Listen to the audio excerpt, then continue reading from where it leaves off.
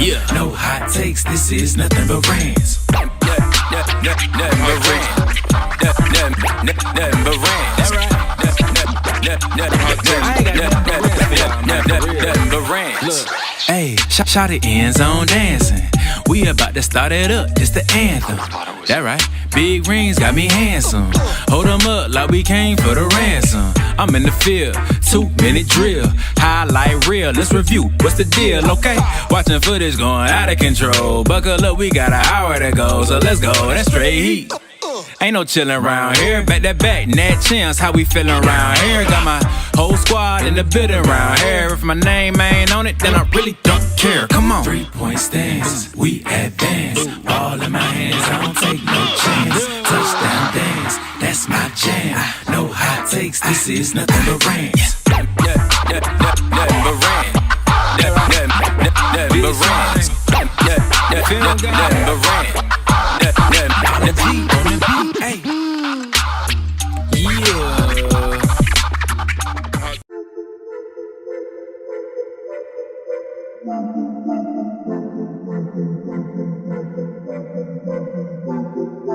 Welcome in, ladies and gentlemen, to MBR, or as we like to call it around here, Nothing But Rants, the show where I find topics that I'm oddly passionate about and I pontificate upon them. These are not hot takes, but rather takes that I'm hot about.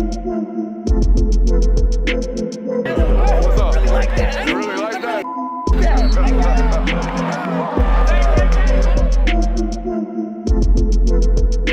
Let's shut up and grind some tape. What is up, ladies and gentlemen? Welcome into the Film Guide Network on a fabulous Tuesday evening. Got an absolutely loaded show for you, but I gotta stop. Why you keep giving him so much shit?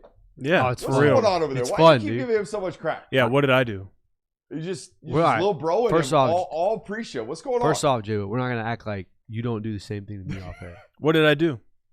Dude, you were rage baiting me earlier. I don't even remember what it was. Exactly. I blocked out my memory. Wasn't that significant, apparently? It was just so distracting. I'm like, I'm over here trying to do my intro, and I got Kirby giving Jonathan hell. I mean, he was giving him hell to start the stream, literally like tapping him on the hat, and just like, hey, good job, buddy. Way to do your job. Good job. So Disgusting. Great to have you guys tonight. Great to have the whole team together for the second straight night after Kirby decided to go on vacation last week. I mean, can you believe this guy, Jonathan? Nope. Yeah, I had to take one vacation. We got a great show. There was for you not guys much tonight. resting. We're 2.5 weeks away from week 0. We've got a very special edition of week 0 previews for you guys tonight. We're also going to be playing a game of 1-1. Who goes 1-1? We're going to talk about that tonight. Undefeated regular seasons.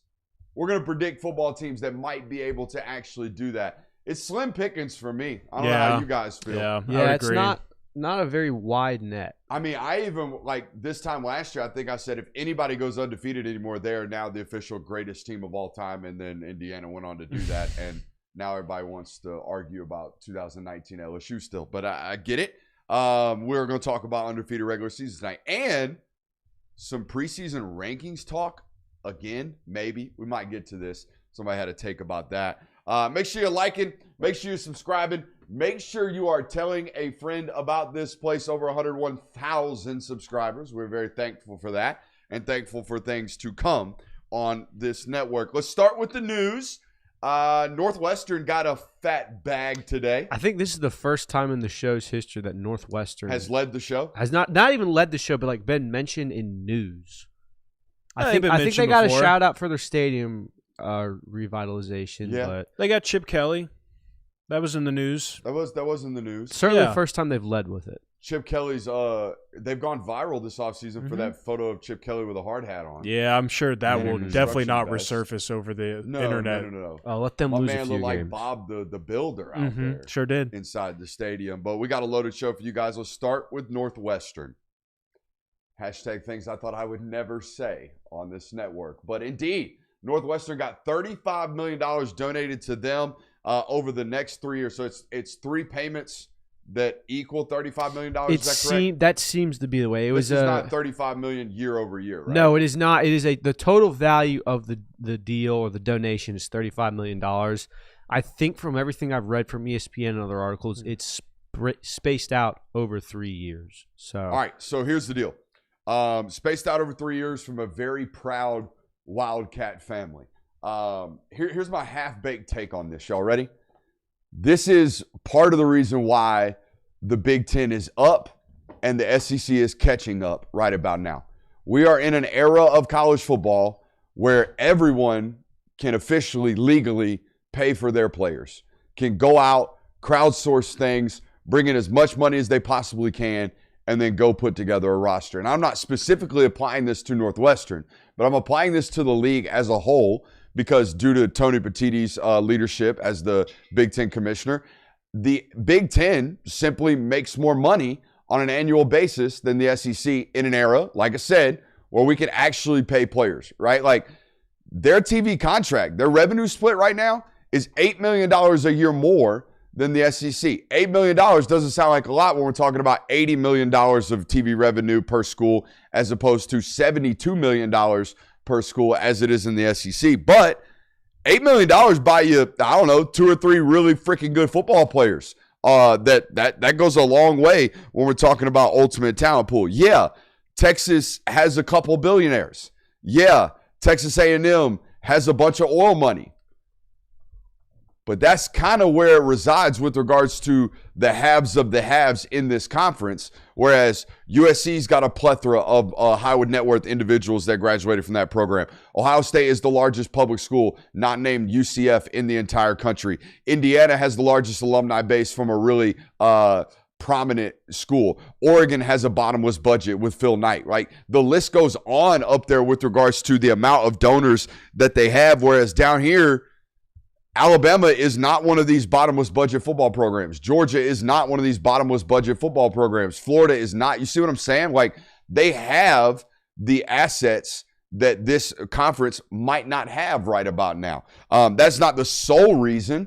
There's also a point to coaching. Coaching up there in the Big Ten has gotten better, which I would point to the fact that, hey, if we can pay players, let's go take jobs where we get a lot of money. Like Bob Chesney did this last offseason. No, thank you, Arkansas. I don't even want to call for the job. I'll go to UCLA, a program that hasn't been relevant in my lifetime. Okay, so that, I think, is a little bit of the offset of where we're at right now in college football. I mean, it certainly makes sense. Like, in this sport now, you can just kind of follow the money, like wherever the money is and the abundance of money is.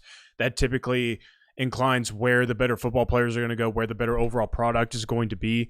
So, I mean, that's just a generic way of like saying maybe that's why they have it. Don't worry, I fixed it. We're good. Yeah, I just don't know. It's frustrating. I think we need to switch operating systems. I don't know. I've been saying this, but I hate seeing and it's so inconsistent with the complaints too. Not that it's pretty keep consistent. In mind, that not there everyone's are complaints. watching at this very second. Some people You're correct. are turning in late. There's not that much latency though. Anyways, no, but if you, I see what you're saying. If you start it and you can watch it from the top, I got it. Go ahead. Sorry. Oh, no, you're fine. I mean, again, like you can just kind of follow the money and that'll kind of point you in the direction of where the better teams are going to be, where the better players are going to go. I am interested if that is true, what your take is, if that is like one of the many reasons why the Big Ten has an edge over the SEC, if like when we do maybe get a cap an actual cap in this sport, like when spending is limited in a hard cap, and the actual like in the field of play in that regard is actually leveled out a little bit. If that continues, like because better coaching, I would say is probably the more premier reason why the Big Ten has an edge right now. They've had some great hires. Obviously, they've had some good coaches already there before that.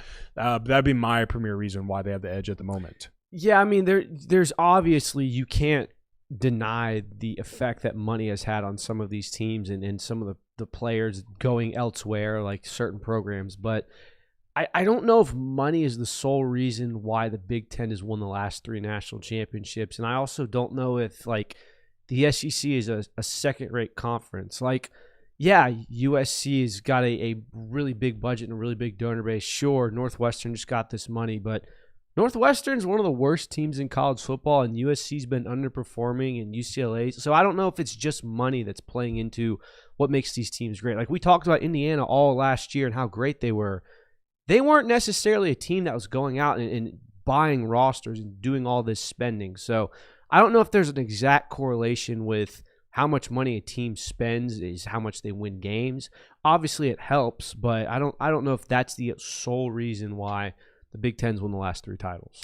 We watched a football player today in Bryce Underwood that was committed to LSU before Oracle and Barstool gave him $12 million over 3 years.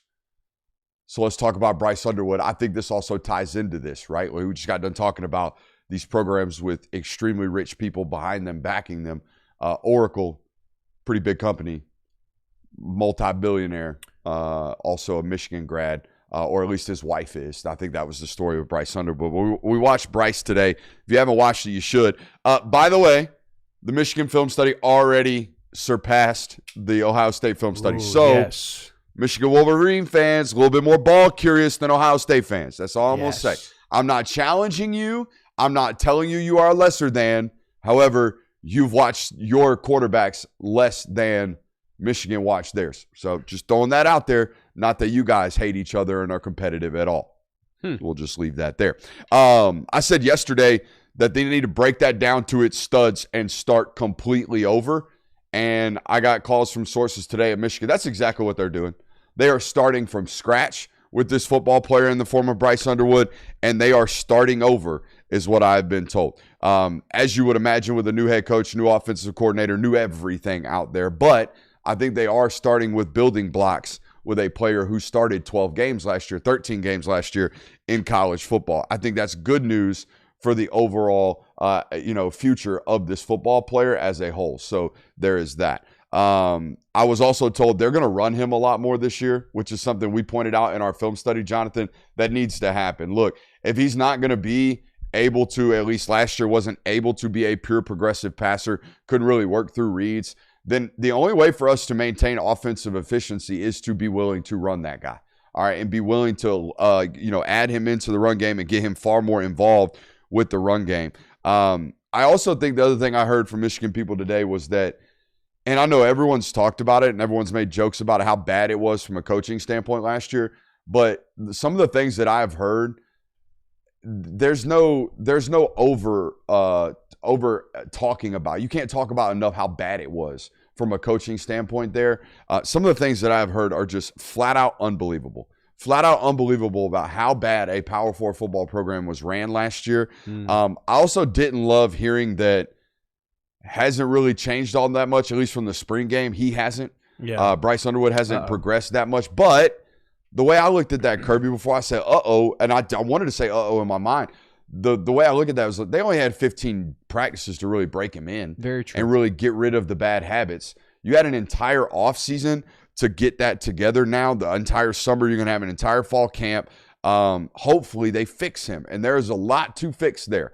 Got to become a better layer of the football. Got to be far more disciplined with our lower body mechanics. Can't just get away with the things that we got away with in high school. Can't be locked into primary reads and staying locked in. Can't just throw the ball up at times like he did last year. There's a lot of things there to clean up, and they've had pretty good time to clean those things up. A little bit more bullish on him after talking to Michigan people, but still a long way to go before he is playing the rate at what he is paid right now. Yeah, that's what I was going to mention when you started off this segment of, the money did pry away Bryce Underwood from the LSU Tigers, but I'd argue the LSU Tigers might be a little alleviated that they didn't throw all that money at him at this moment, at least. I know that we're only 1 year into this, and we talked about that during the film study of it is just 1 year into the Bryce Underwood experience over there in Michigan, and there's a whole lot of moving parts since last season as well, probably in the right direction if I had to guess under Kyle Whittingham,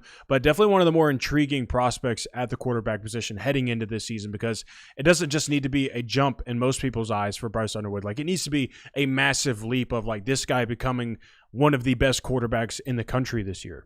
Yeah, I don't think there's any denying, and it's obvious, even without all the stories that we've heard since then, that coaching failed him last year, and he was really not given a space where he could flourish into the athlete, into the player that he was, or was expected to be. But let's also be honest, it was a risk when he came there.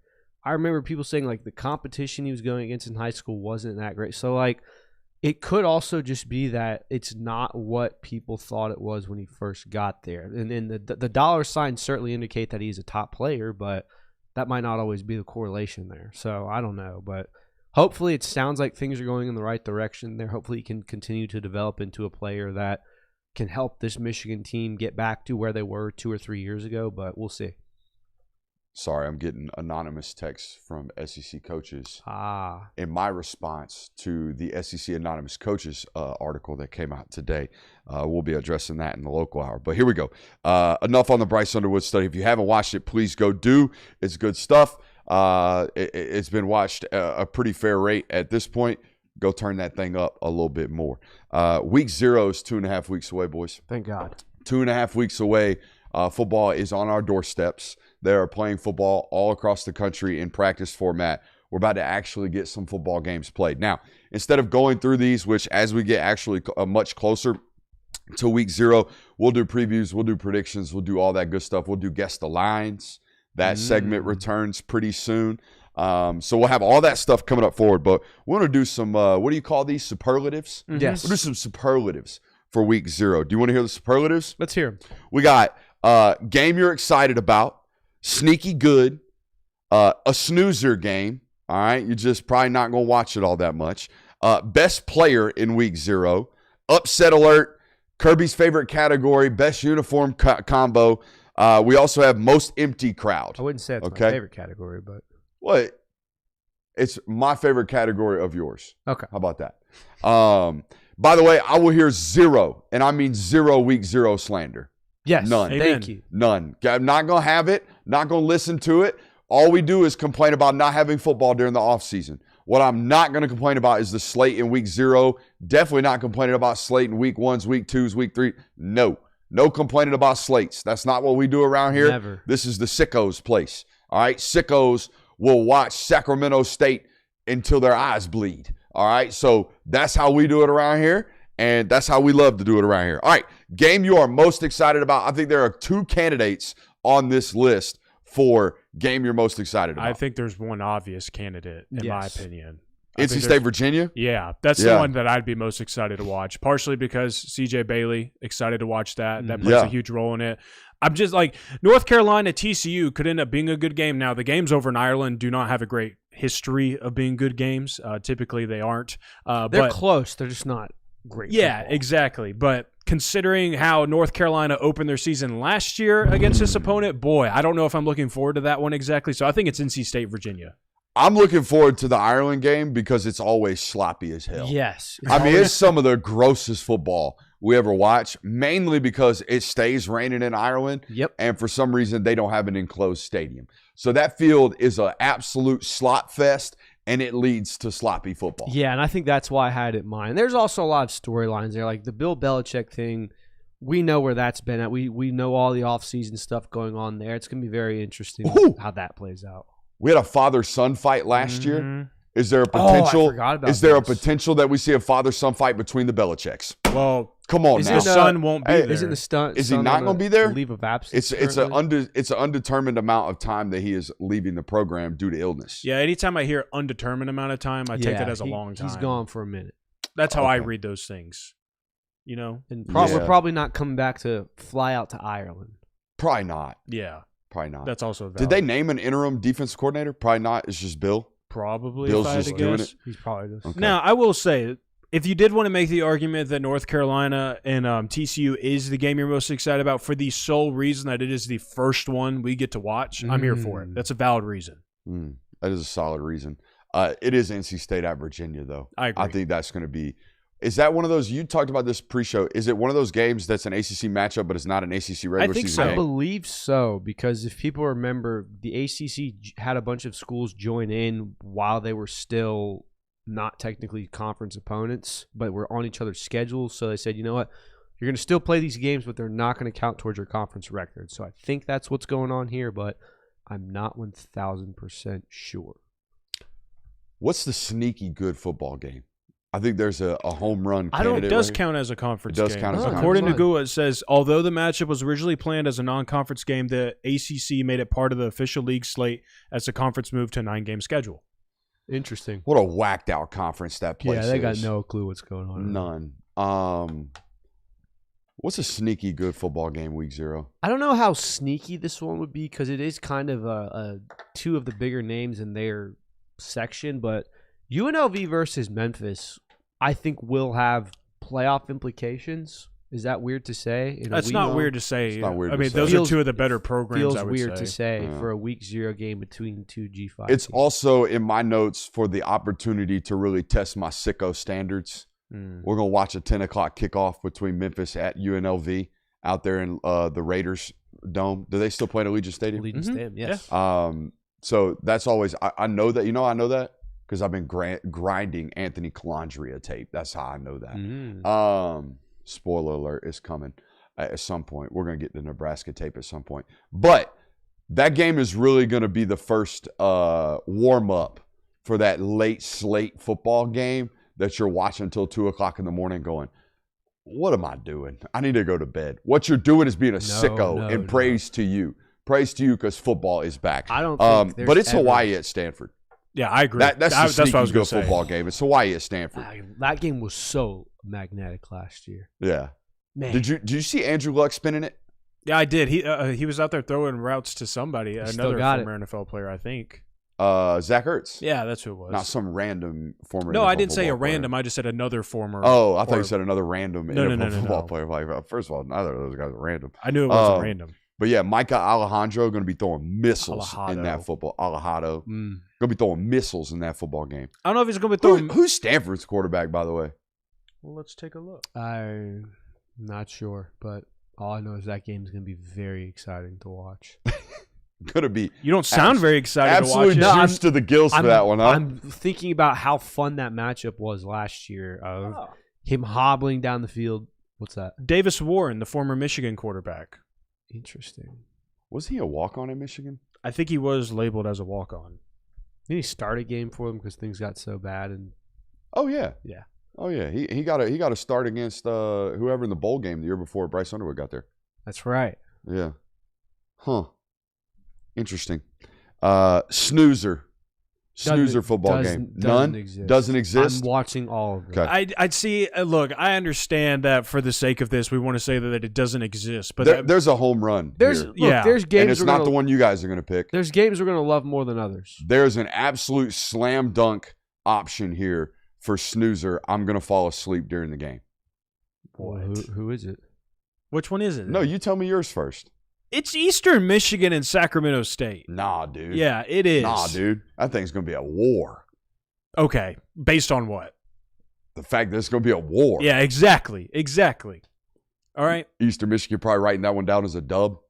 I don't Maybe. know. Probably. Probably don't get many opportunities to do that at Eastern Michigan. Yeah. Nah, dude. There's an obvious candidate. Look it over. Pay attention to the offseason headlines. I'm really confused. But if you don't think I'm going to fall asleep and pay no mind to Brian Kelly calling a college football game, you don't know this platform. Brian Kelly is calling the Jacksonville State at North Dakota State game. And, yeah, I will not be watching that one, or at least not have those volume up on that one, because he's going to rage bait me into throwing my remote at the TV because he's not going to know what he's talking about. Do you think Brian Kelly has been spending a week before that football game grinding those two rosters? Do you think he knows anything about those football programs? I mean, I know he knows a lot about the game. $57 million buyout, Brian Kelly. You think he's been grinding to do this job, or do you think he just got this job? I mean, he probably just got it. As long as you're entertaining, I think that's your first job as a color commentator. Like the idea of like this guy doesn't know everything about the game, and he clearly hasn't analyzed every single like. I'm not really worried about that. Yes, because entertaining is the word I would connote for Brian Kelly. He is, dude. He gives plenty of hot mic moments and things like off the wall. All the play-by-play guy has to do is ask him about the lack of explosive runs from one of these offenses, and Brian Kelly is just going to tense up in the booth and just let it rip. You don't have to like Brian Kelly because he does a lot of things that are not likable, but you can't deny that he's entertaining. I mean, the family. The 360 camera on the recruiting trip, the slamming the fist down the desk, the player execution comment, like all of it plays into the Brian Kelly look. He is entertaining. There's no denying that. Whether or not you think he's going to be good at the job. Like I think those are entertaining things that we enjoy laughing at about him. Just put the game on mute, bro. So that's entertaining. Dang, dog. Well, I'm just saying, if that's your crux with this game. If the sole reason you don't like this just game put is it on mute. Best player in week 0, boys. Who's it going to be, and why is it CJ Bailey? Could make an argument for Jaden CJ Mayava. Yeah, I think it's going to be between. He's already got 300 yards. But I think there's honestly a clear winner here. Again. Deuce Oh, Robinson. yeah, Deuce it's Robinson. Deuce Robinson, Robinson. man. Deuce Come Robinson. on. I'd like to just throw out maybe a possibility that Mark Bowman is the best player on the field during this week. Maybe not this week. Like if they utilize him in a way and everyone's like, oh, this is why they gave this guy $8 million. Like maybe not week 0, but yeah, I mean it could end up being that quick. I mean, it could be one of those impacts. It's San Jose State. It's an opportunity to get a young kid some real game touches. Like I'm not saying You know it's what? gonna happen. You bring up Nobody beats the hell out of mid-major football programs like Lincoln Riley. Oh, they're gonna put up 70. Nobody. They're gonna put up 70. Nobody is willing to just absolutely give themselves football curses than Lincoln Riley against lesser than football programs. And I will say, you bring up an intriguing point about the USC game because we've talked about a lot of their their most recent recruiting class and how loaded it was.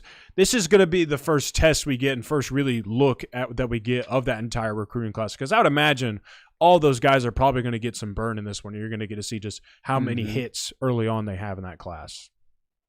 Micah Alhado needs a shout here. Yeah. He's gonna be slinging it. Oh, Is it? I think it's Turkey Slammer. Turkey Slammer in our chat has been commenting on every single quarterback study. Where's that Alahado's breakdown? Turkey Slammer. Where's that Alahado breakdown? Where's spoiler alert? It's probably not coming. Turkey Slammer definitely has a Hawaii rebuild going right now. You think so? 100%. 100% on college football 27. For sure. Yeah, I don't know if we're trying to reach the Hawaii Warriors fan base in the algorithm. It's not a superlative on our list, but I think Micah Alahado would be the winner of the category of player that takes over social media that day. Like he's good for that. He's a player that people typically do not watch during the college football season, and as soon as they watch it, like, oh my gosh, this guy's a dog. Bro said he's going to break his femur in the first quarter and still throw for 400 yards and 6 I tutties. believe it. I believe it. He is tough, dude. Gritty football player. Mm-hmm. First quarterback I've seen in a long time that makes me think, lunch pail. Yeah. Yeah. All right. Who's on upset alert week 1 or week 0?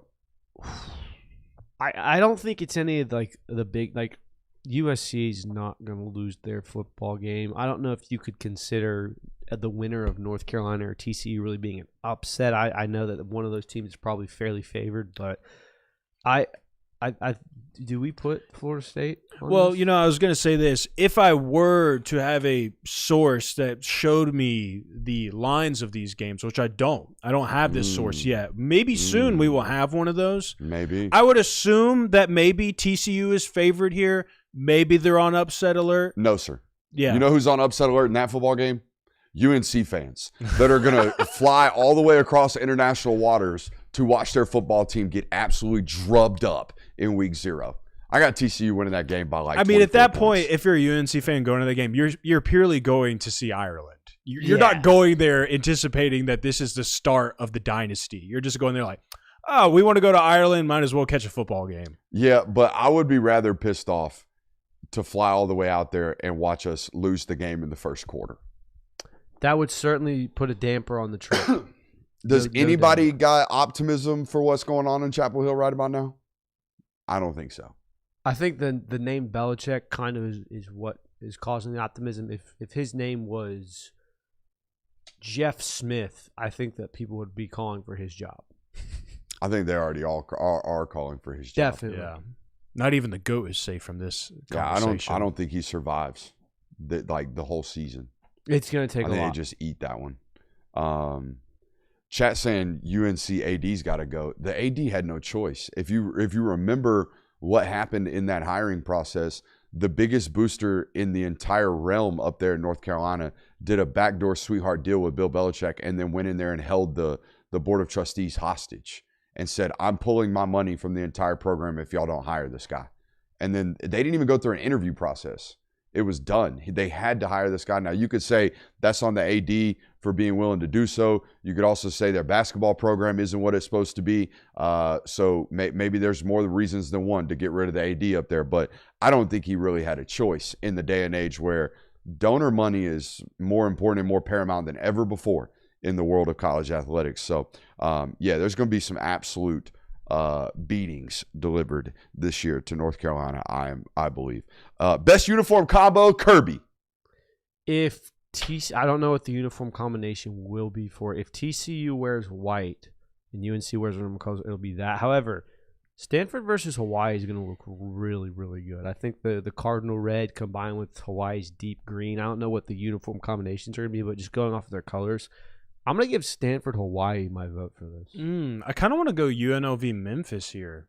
I think both of those programs have some pretty solid uniform combos. For whatever reason, that's where my mind's going. But. They do. They absolutely do. I like UNLV's uniforms. The Memphis, the Tiger part of it, I think will kind of clash with that. But yeah. The amount of green on the field between Sacramento State and Eastern Michigan would make Gumby happy.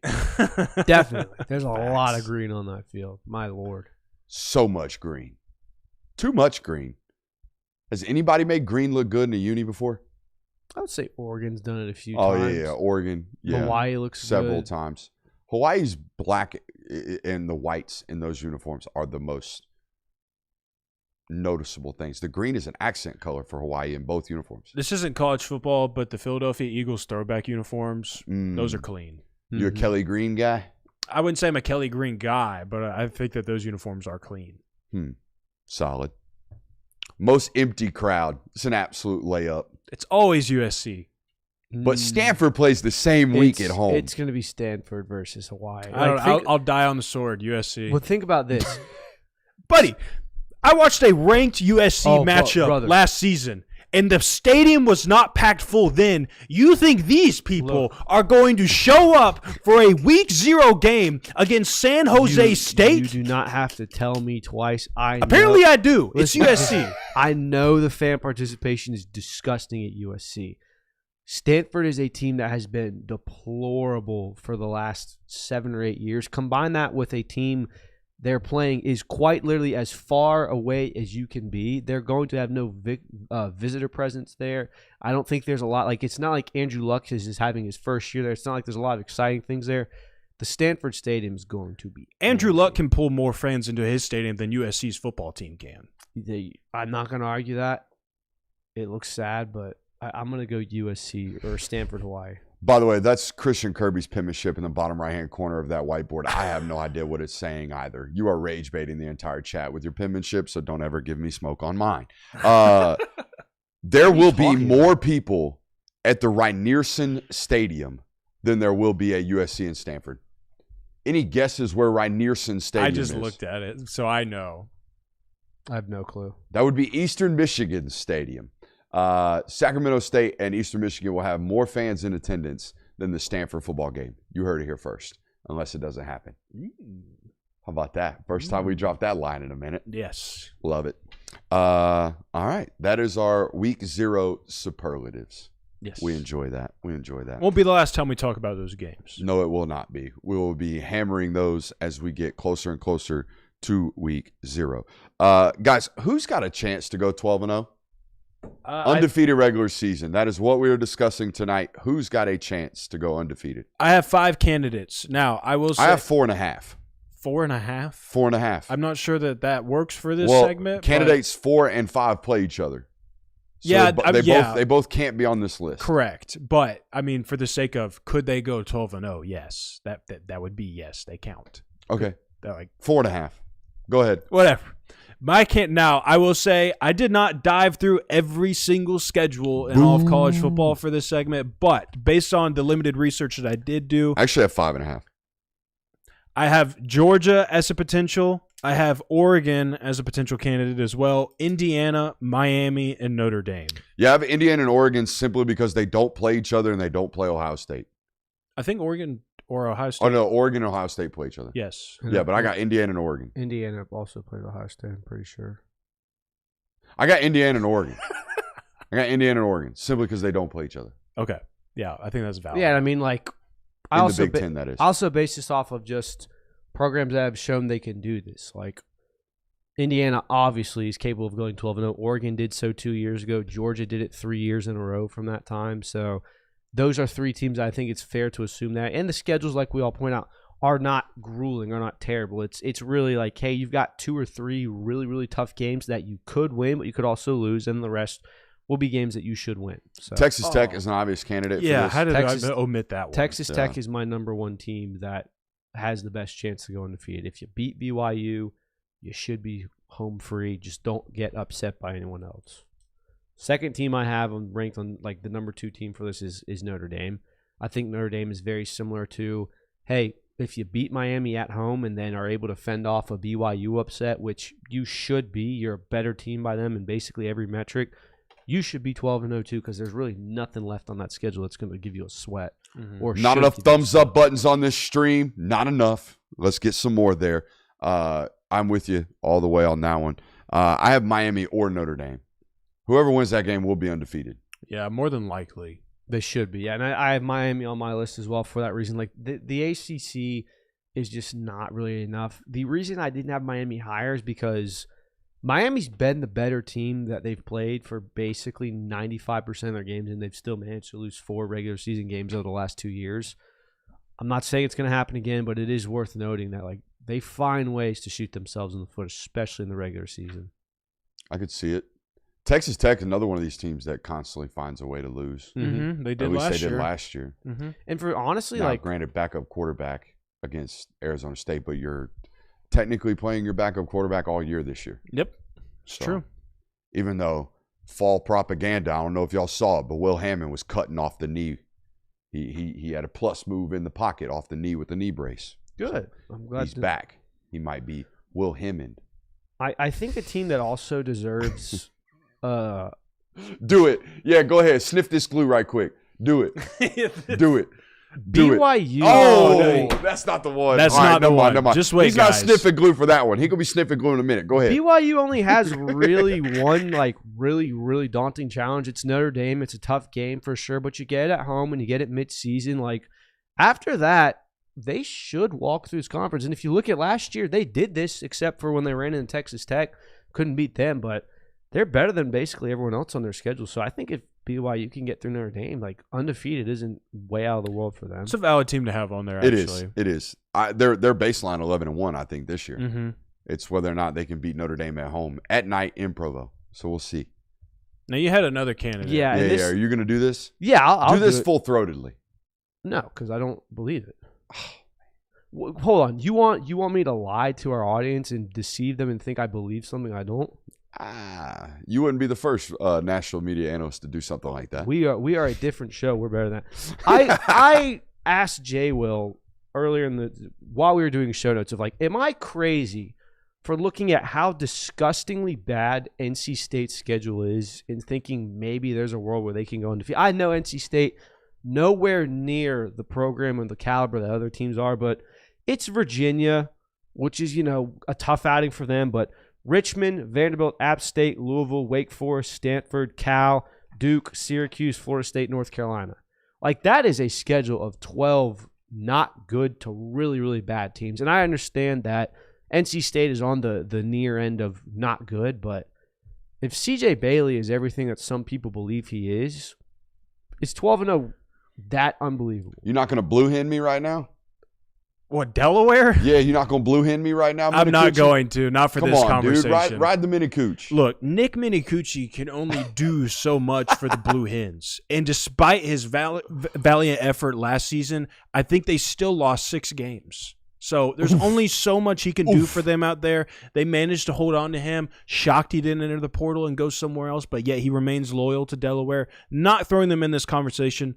Going back to your NC State conversation, not the right ACC team to be saying they would go 12-0 with that schedule. Very fair. If that was Miami's, oh yeah.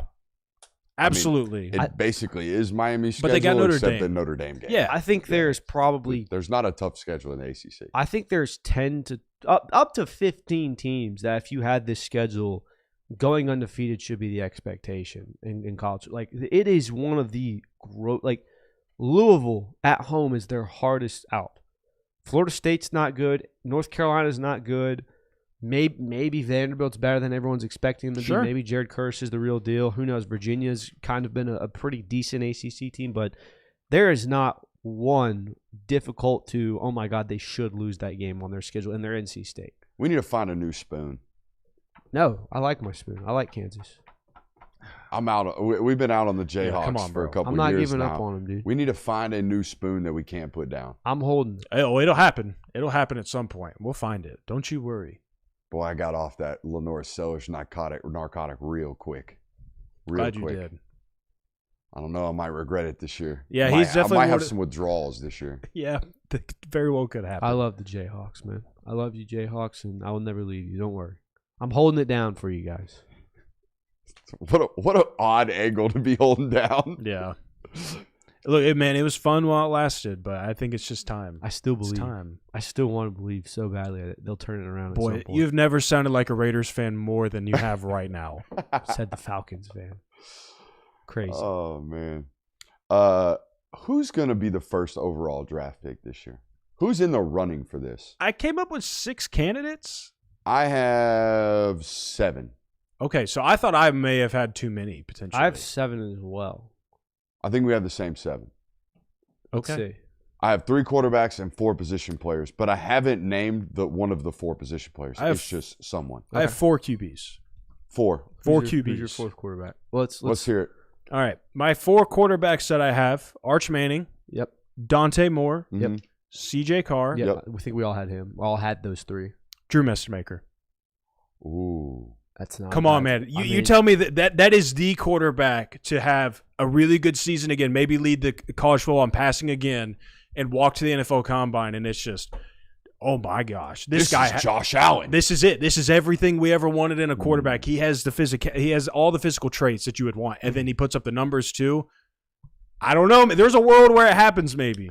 I don't know if Darian Mensah has enough arm strength to be in this conversation, but he's going to light it up. Is there a world where Lenore Sellers has such a bounce back year that he becomes? I think Todd McShay believes so. See, with a guy like Lenore Sellers, though, like even let's say he has a slightly better year than he did as a redshirt freshman, there's still going to be that glare on his stat sheet of the 2025 season, and I think it's really going to make people hesitate. And he's still, to me, a relatively limited thrower of the football. Yeah, That's like fair. when we're talking about these other guys, like CJ Carr and Dante Moore are light years ahead from an arm talent and arm strength standpoint than Lenoris. Lenoris is just he is so much more of a freak athlete that he gets listed in these conversations by NFL mock draft people. For sure. But that's not how the position's played on the NFL level. Everybody out there is a freak athlete. Like, you have to be an elite thrower of the football to go 1-1. The Arch Manning thing, like, his tape is good enough to be a first-round draft pick. I think he would have been a first-round draft pick last year based off tape and name. And name does matter. And I know that's crazy to say in these situations, but there are going to be NFL scouts that look at that and go, the tape's better than what so-and-so's was coming out, and he's a Manning. Yeah. So, and not to mention, general managers and owners play a role with these number 1 overall picks. Oh, I mean, I think Arch owners Manning, especially. Arch An Manning, owner would die to draft a Manning. Certainly. Arch Manning is the clear-cut favorite to be in this position, but there's other guys that, like we said, are competing for it. Who are your position players? I think the first one that's kind of obvious for everyone would be Jeremiah Smith, although I don't know any instance where a receiver's been taken 1 overall. let's see. I can't. Calvin Johnson? No, He didn't go 1-1? He was not 1-1. I mean, like, top 5 is not crazy, but you're using the first pick. That's pretty wild. So I think Jeremiah Smith probably won't be this. Keyshawn Johnson in 1996. Yeah, and he was a And that was bust. a hit. Excuse me, what? Joking. I was about to say, whoa. Keyshawn was a hit. Yeah, Jeremiah Smith was on my list.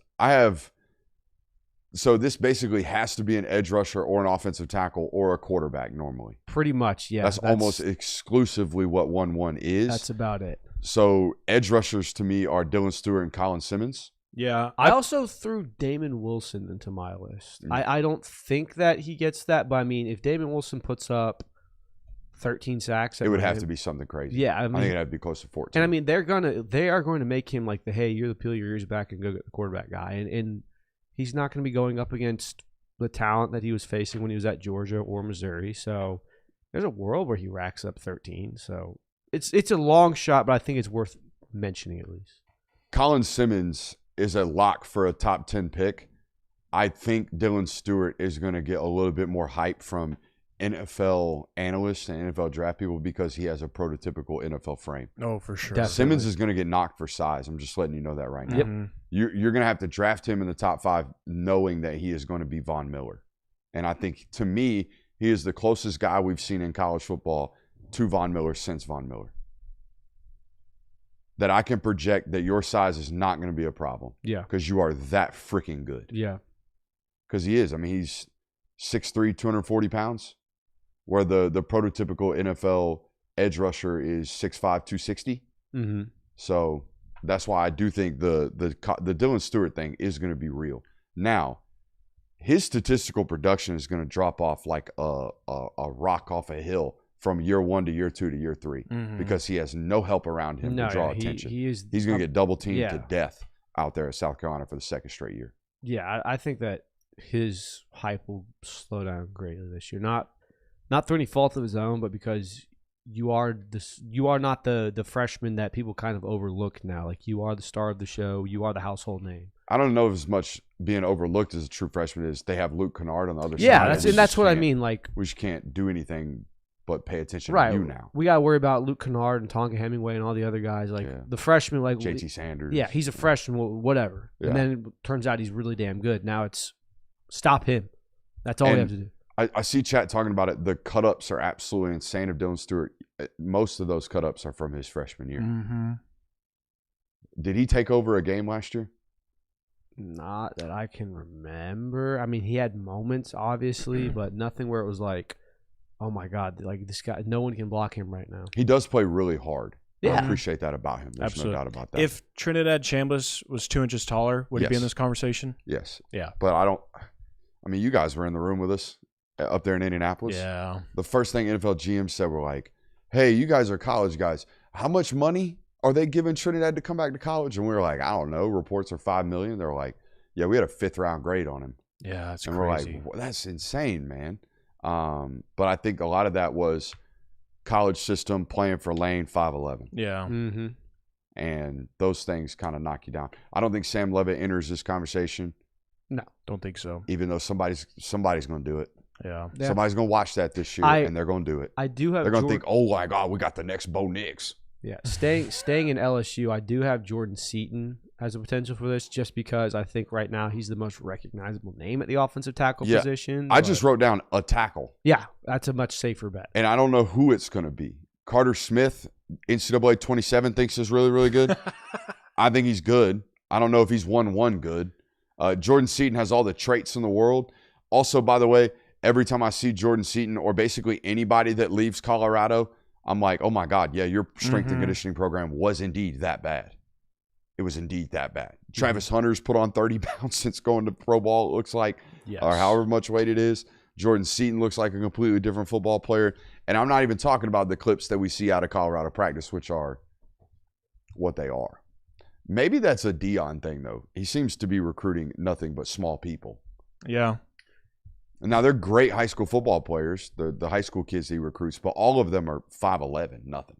Yeah, I mean, we'll see what happens in Boulder this year, but I don't have a lot of faith it's going to be fantastic, or we're going to have discussions of, is Deion Sanders a better coach than Nick Saban on First Take this year? It's probably going to be, is he that time? Happened? Oh my God. Oh yeah, dude. Oh my dude, you do not remember them starting out 3-0. Fire everybody. In 2023. People were talking about, is he a better head coach than Nick Saban? Is he the greatest of all? Like, it was, I mean, it's peak First Take, so take it with a grain of salt, but my Lord, that was a rough time. What do you think is one of the most sought after tickets weeks 1, 2, and 3 this year? Texas, Ohio State. Texas, Ohio State. Haven't we already looked that one up? I believe we have. We've already done LSU Ole Miss. Let's look at this. I'm very curious what this Oklahoma-Michigan matchup looks like. Ooh, that'd be from a fun one to go to. a SeatGeek standpoint. I want to give a shout out to our friends over at SeatGeek. If you haven't downloaded the SeatGeek app yet, what are you doing? You are not supporting those who support us. I'll tell you that much. With over 35 million downloads, SeatGeek is the #1 rated ticketing app in the world. There are more than 70,000 events listed on SeatGeek, including concerts, sports, festivals, and much, much more. College football is 2.5 weeks from being back with the start of week 0. The MLB playoffs are right around the corner. And, of course, the NFL and NBA seasons are set to kick up as well. Let's take a look right quick, Jonathan, at this Oklahoma at Michigan game. They're in the Big House. Looks like you can get a ticket right there in Section 8, Row 38, or Section 6, Row 38, for $281 plus fees, which your fees are basically going to get taken care of because of our promo code FilmGuide10. Again, that is promo code FilmGuide10 for 10% off any tickets over there at SeatGeek. If you make sure you click the link in the description of this video to download the app and have the code automatically added to your account so you can use it later. Again, that is SeatGeek and promo code FilmGuide10. Head over there today and support those who support us. Had a little bit of a problem with the SVP take that made the show notes. So explain to the people what SVP said on his show. Yeah, so basically it's Scott Van Pelt, for those of you who are uninitiated into the GOAT. It's that time of year where people are starting to review rankings, and I think the AP poll comes out next week, so people are really starting to hammer down who should be where and all these things. And basically, Scott Van Pelt on his show was talking with Stanford Steve about, who's going to be good right now. And he gave a quote that was kind of like, these rankings don't really matter, so I'll give the quote right now. The point is that you're selling stories and people and programs right now in August without any real knowledge for sure about what's what. Look at last year as an example of where teams began the season in rankings. It will happen again because there will be teams that you just presume are going to be good based on the pedigree of their past. Some people that looking at the portal acquisitions and thinking that should work, but you don't know. So basically his entire sentiment was, we don't know anything about anyone who's going to be good at all in college football right now, which I don't hate. I don't agree. I think we don't know nothing, but we know a lot less than we try to believe that we do. I think it's pretty clear there's a unanimous top 15 teams. I've talked about this over and over again.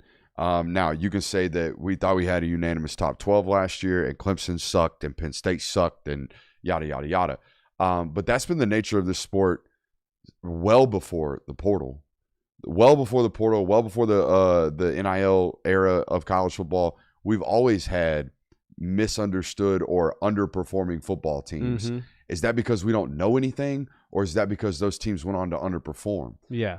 You guys were fans of the 2008 Georgia team that was ranked number 1 going into the season. They finished 9-3. Is that because all the AP voters suck at their job, or is it because they underperformed as a football program? I think it's probably the latter. Mm-hmm. I think it's also really hard to sit there and criticize preseason top 25 teams because we, quote unquote, don't know anything about teams 16 through 25. It's really hard to predict who's going to be an average 9-3, 8-4 team that makes the final rankings at the back end of these lists. Like, that's never going to be the case. Also, this is the only sport where we have preseason top 25 teams. They don't have this in the NFL. They don't have this in the soccer worlds. They don't do this in basketball. Everyone just does their own, and they go out and make takes and shows and comments about them. This is something that we actually have as a set precedent. And I do think there are legitimate metrics to actually look at this for. Hey, I do think looking at who you bought out of the portal and whether or not they're quality football players does have a good indication of what you're ultimately going to be. Or you just sit on your hands otherwise? You know what I'm saying? Like, yeah, no, if you go out and buy good football players and you bring them onto your football team, I don't think you're an idiot for thinking that football team might be good. For sure. And I don't think that you should just sit back the entire offseason and throw your hands and go, I don't know anything until the games start being played. Like, you make educated assumptions based on what we just talked about, the acquisitions in the offseason, what your recruiting class looked like, who you had from coaching staffs, all of these things. You make educated assumptions with the I think you should head into every season at this point in the year when you're in early August with the notion that it could all fall apart. We could all be absolutely wrong on this. Not that we don't know anything, but the information that we thought we had was not lived up to. Funny enough, since you brought up, like, we have a concrete top 15, and going past that, trying to figure out who's going to be those teams is a lot harder. Coincidentally enough, 16 through 25 in last year's preseason AP poll had a much better hit rate than it did in the top 15. These are 16 through 25 last season in the preseason poll. It included the national champion, I'll tell you that much. SMU, Kansas State, Oklahoma, Texas A&M, Indiana, Ole Miss, Iowa State, Texas Tech, Tennessee, and Boise State. Yeah, I mean, it makes sense, and I think that you could play that into the fact of, like, we don't know anything. I don't think it's we don't know anything. I think it's we shouldn't be as confident in the information that we have. I don't think we should look at the information right now and go, yeah, this team has this many returning starters. This is their schedule. They're going to be great. They should be in the playoffs. I think it's worth like the predictions are fine, but the confidence in those takes, I think, is where we run into issues. I blame Garrett Riley. I blame James Franklin. That's who I blame. Yeah. It's those guys' fault. Not mine. It's not my fault. It's those guys' fault. It does really make you think, though, like which teams in this year's top 15 are going to be those teams. That's a new segment we just stumbled into. Who is set up for absolute catastrophic falling out of the top 12? We did have like a who's going to be Penn State. Like South Carolina was 13th in the preseason poll last year. LSU was top 10.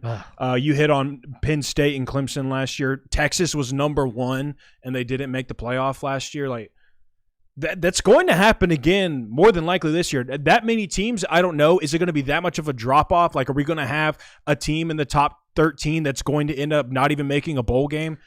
Maybe, but last year, I mean, gosh, there were some critical misses. I will say this, and this is what I would say my prediction is, and it could, you can say it plays into the we don't know anything. You can say it plays into the other.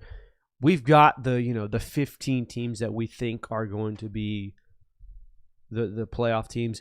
I would not be surprised if a third of those teams are not in the college football playoff this year.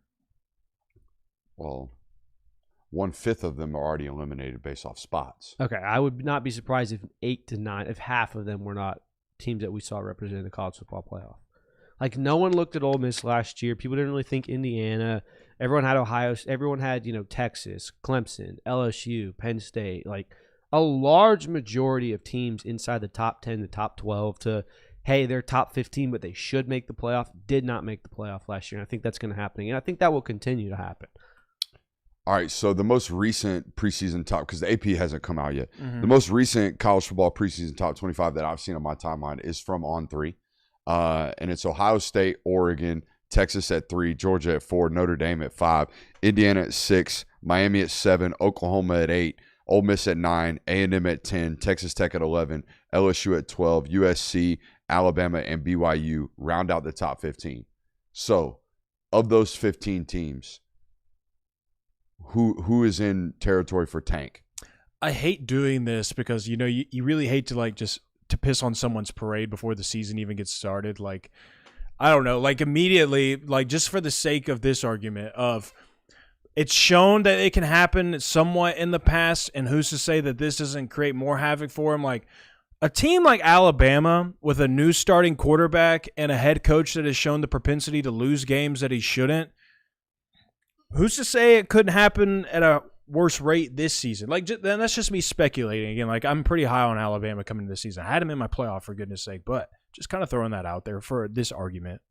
I mean, I think a team like, the two teams that played in the national championship last year, I think are not scot-free from this. Like, there's a real world where Indiana comes out, and yeah, they're one of the best coached teams, but maybe the losses that they had last year in the quarterback position is things are different, and they lose 2 or 3 games and they're not in the playoff. Maybe Miami, maybe Darian Mensa doesn't quite fit there. Maybe the talent that they've got on the roster, maybe the players that they lost from the defensive side, they regress. Like, I think people look at results of last year and expect, like, okay, we have a baseline of how good the coaching staff is or how good the pieces around it are, and that's going to be what factors into next year. Like, we did this with Penn State. We did this with Clemson 2 years ago. We've done this before to where, what we saw last year shapes our view of this year, which I think is kind of what Scott Van Pelt is getting at. And to a certain degree, there are programs that deserve the benefit of the doubt. I don't think it's crazy to assume Ohio State and Georgia and other teams like that are going to be good just based on the decade of work that they've shown. USC at 13 on that preseason top 25.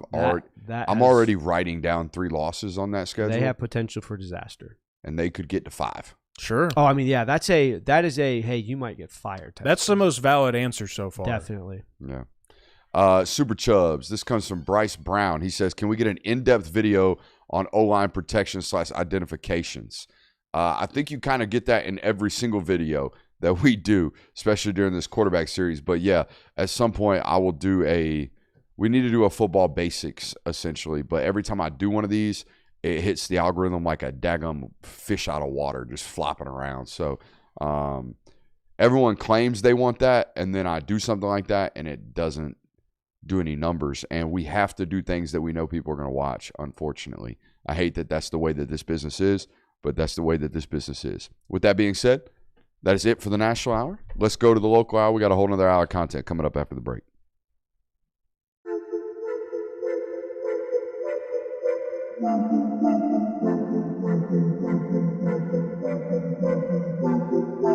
Welcome into Talk the Dog, the show where we find a bone to pick and a take to give. These are not hot takes. These is dog takes. Can I talk that dog? What's up? Really like that. You really like that?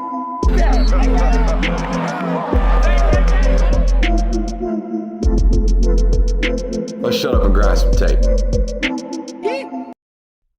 What is up, ladies and gentlemen? We are back in time for another loaded hour here on the Film Guy Network. We finna talk that dogs. Still got the hips over there. Still got some ankle dexterity. I try. Not a boy. Doing the stretches, doing the yoga. That's good stuff. Hot yoga, regular yoga? Hot yoga when you can. I mean, studios are so expensive. I've never done it. It sucks. I would imagine. It's tough. All right, let's talk that dog. Coaches, sound off on Gunnar Stockton. We're going to talk about that tonight. We do have an Auburn preview for you guys tonight. What can we learn about Georgia during the first 2 games of the season? Breaking news, I don't think I'm going to be there. Oh, you're not going to be there for the whiteout? Nope. Oh, he's missing the I don't white. think so. Boy, you know what I just realized? What? Me and you walk and talk. It'll be our first solo. Someone did ask talk. me about this the other day. They were like, are they still going to do walk and talk? Oh, we'll do walk and talk. We will. Don't Are you y'all worry. going to send it to me for me to tweet it out, or are y'all going to tweet it out yourselves and ask me to retweet it? How's that going to go? Don't know. That's a good question. We have not gotten that far, but there will be walk and talks. Do not Don't worry. you worry. I do love that people like that, Mm-hmm. but I hate that people are like, you know what my favorite thing you do is? The walk and talk. And I'm like, dude, I do 65 hours of content. And the favorite thing of mine is the 60 seconds of work that I do leaving a game that is a total half-baked take that I'd have no idea what I'm actually talking about because I haven't watched the film. Ugh. You know what? Maybe we What? stumbled into something. Maybe the content we put the least amount of effort into is what does best for us. I don't like that revelation. I do not like that revelation at all. I don't either. We got first round talk. We're going to talk about Georgia Bulldogs that could end up working their way into the first round apart from the obviouses going into the season. And we have, as you can tell by the title of tonight's video, early fall camp winners. All right, it is still anonymous coach quote season. I think I think this is its last stand. You think so? I think this is it. I think we'll get another edition of this during the season at some point. There's always that championship weekend. Remember? Because that was when the Lad McConkey can't even fit into his jersey quote came out. Yeah. Right before the SEC championship game that year. But that's like a good amount of team seasons has ended. Like by the time you get through the regular season, like you're already looking. And MFers just be yapping towards the end of the season. for sure. MFers are yapping right now. So what they've been yapping about, Kirby? So Gunnar Stockton was By the way, I got coaches yapping tonight too. good. So go ahead. So Gunnar Stockton was the subject of these yappings. I think that ESPN did an entire source or article based on just what different coaches are saying about quarterbacks across the country, and obviously Gunnar Stockton being a quarterback for one of the more prominent teams in America was on this list, and some not glowing reviews were given from SEC coaches. The first quote: "He runs it better than you think. He's really smart, pretty accurate. I don't think he's got unbelievable arm talent, but pretty good." Okay. Next quote, and this is the second. There were only two. "He's a great college quarterback. He's tough, so he can get some bull yards and take some big hits and all that stuff. I really like him. He's a really good player. I don't know if he's an NFL specimen, but he's a great college player." Valid. I think that actually is the perfect synopsis of Gunnar Stockton if Yeah. I had to give one. Yeah, I mean, he is not a NFL quarterback, we believe, but by God, when Saturdays come, I don't know if there's many other quarterbacks you would want leading your team. Sure, there's guys that probably have more arm talent or probably bigger names or bigger bodies or better builds, but I'm very happy with the fact that number 14 is my quarterback. All right, I got some. You want them? Let's hear it. Yeah. I think I got 5. Here we go. Winner, great frame, quick release. Accurate passer, best in short and intermediate, but can still get to the verticals. Just can lack some juice at times. More mobile than you'd think. Tough. Game isn't too fast for him. He can process, but I do think he can break down after his second read at times. So this is interesting because the quick release part, which is something that most people that's why I criticize. kind of side-eyed that one. And then I don't necessarily agree. The lacks some juice at times. I think he's talking about as a passer. Yeah, I think he was talking about like arm strength from that. But I think Gunnar has a pretty good arm strength. Yeah. I think he can throw it through a brick wall. That dude could rifle it. Yeah. Maybe in the deep ball area. Maybe. I don't know. I mean, it makes like any coach I feel like is going to give like there's nothing spectacularly crazy about Gunnar Stockton, but damn it, he wins. Oh, man, the Bobo haters are going to love this one. Good player, has been really productive.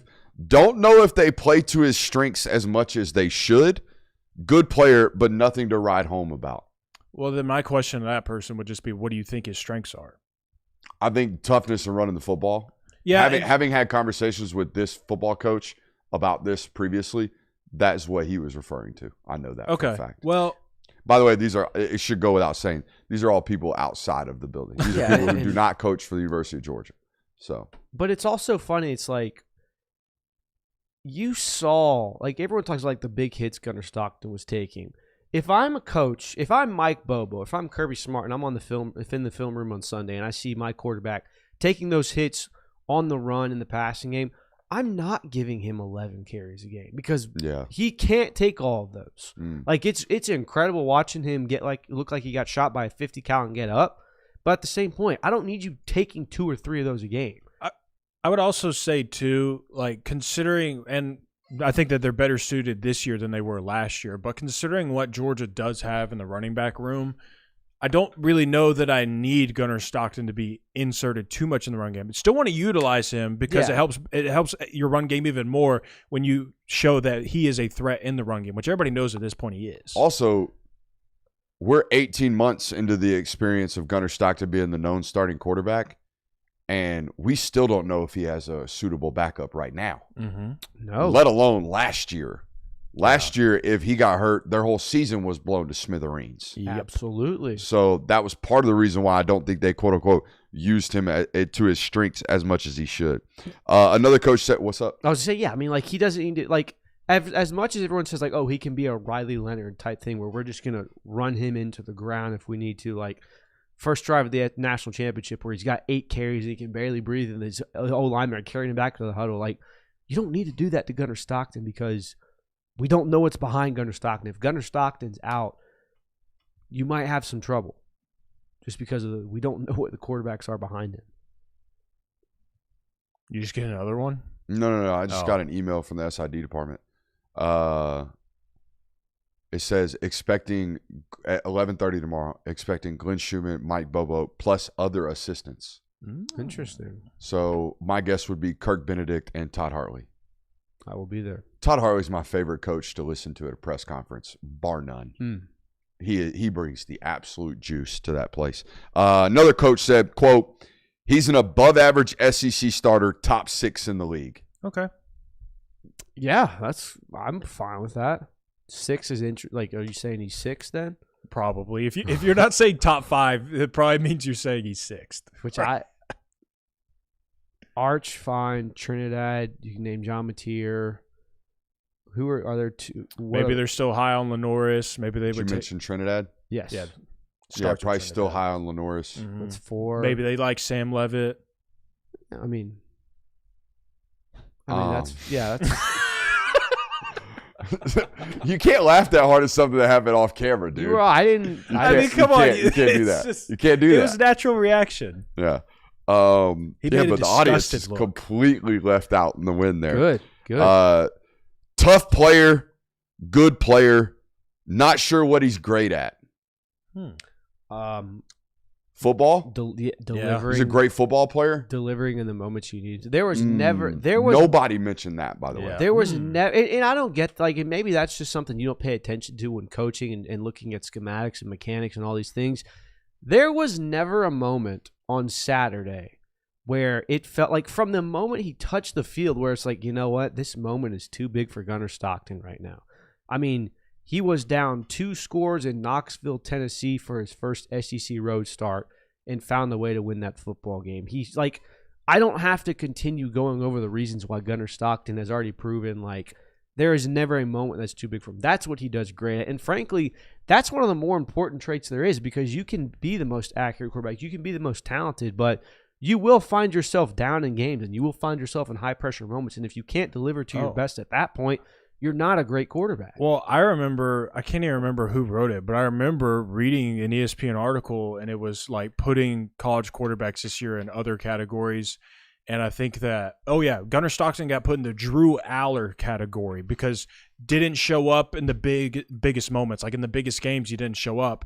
And I don't think people realize just how good Gunnar Stockton was in the second half, but in the fourth quarter specifically last season, had the highest completion rate of anybody in the country last year in the fourth quarter. I had like a whole bunch of stats in this article basically saying he is completely misunderstood from a national perspective. And I think people really because I think this is probably what happens. Like if you don't watch Georgia on a regular basis because you're not a Georgia fan, I think probably what you assume is, Georgia was in a bunch of tight games last year going into the fourth quarter. Well, it's because they were able to run the ball. Like they're just really good at closing out games. Defense, run the ball, chew clock. That's why they were able to pull out some big wins. But if you actually watch the games, it was Gunnar Stockton showing up in some massive moments in multiple games last year. And yes, were they able to lean on the run game? Absolutely. It certainly improved in that area from the 2024 season. But it was Gunnar Stockton making some timely plays down the stretch that really allowed Georgia to put themselves in positions to put the game away. I think at least one of those coaches hit on that with the winner aspect of that. That's obviously what he was alluding to. Guy wins football games and does it late, which is in those football games. Correct me if I'm wrong. The most important trait in any quarterback. Yeah. Like, how big are you in the big moments? Accuracy, fine, that's important. Ability to read defenses, that's important. But if you are a winner and if you can play your best when the moment requires you to, I would take that over a perfect prototypical build for quarterback who is just average. Like this, it's why Stetson Bennett is the legend he is. Because when you needed him to, and from the 21 to 22 season, when you needed him to, he delivered. Like the mailman delivers was a quote because of the way he played in big moments. Make sure you're hitting that thumbs up button, liking the stream. If you haven't already, please do so now. Early fall camp winners. Let's talk about it. I'm going to run these things down, and then you guys can pick up the scraps. Amen? All right. Let's do it this way. First and foremost, Craig Dandridge going to play this year. Good. Going to play this year. Going to be an impactful football player for you this year. As are the following freshmen. Zakai Helton is a known. Caden Prothero is a known. I just talked about Craig Dandridge. I think Kamari Brooks, friend of the show, is going to play a lot this year as well, as is Tyreek Boogie Green. I think Boogie plays a lot on special teams, and then late in the season kind of has like a Dinkins-type role at some point, steal somebody's job. But it looks to me like the older guys are siphoning through the safety spot right now, and we're just trying to get Boogie onto the field at some point. Bo Walker, per sourcing, and this is all made available on patreon.com/PerksAwesome, by the way.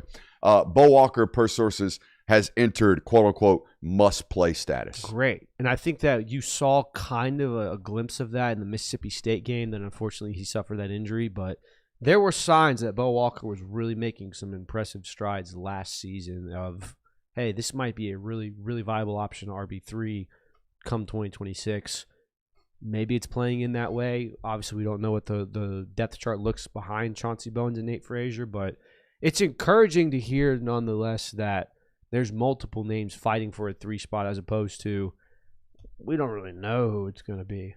You know who else is a big winner through fall camp? The scouting and recruiting department. Okay? Yes. Because Terrence Pinnock, a football player that they flipped from Coastal Carolina, is going to play at some point in his Georgia career. And I think when a lot of people heard that late in the cycle, they're like, oh, Georgia's just grasping at straws. No, that's a dude. He's going to play football at the University of Georgia.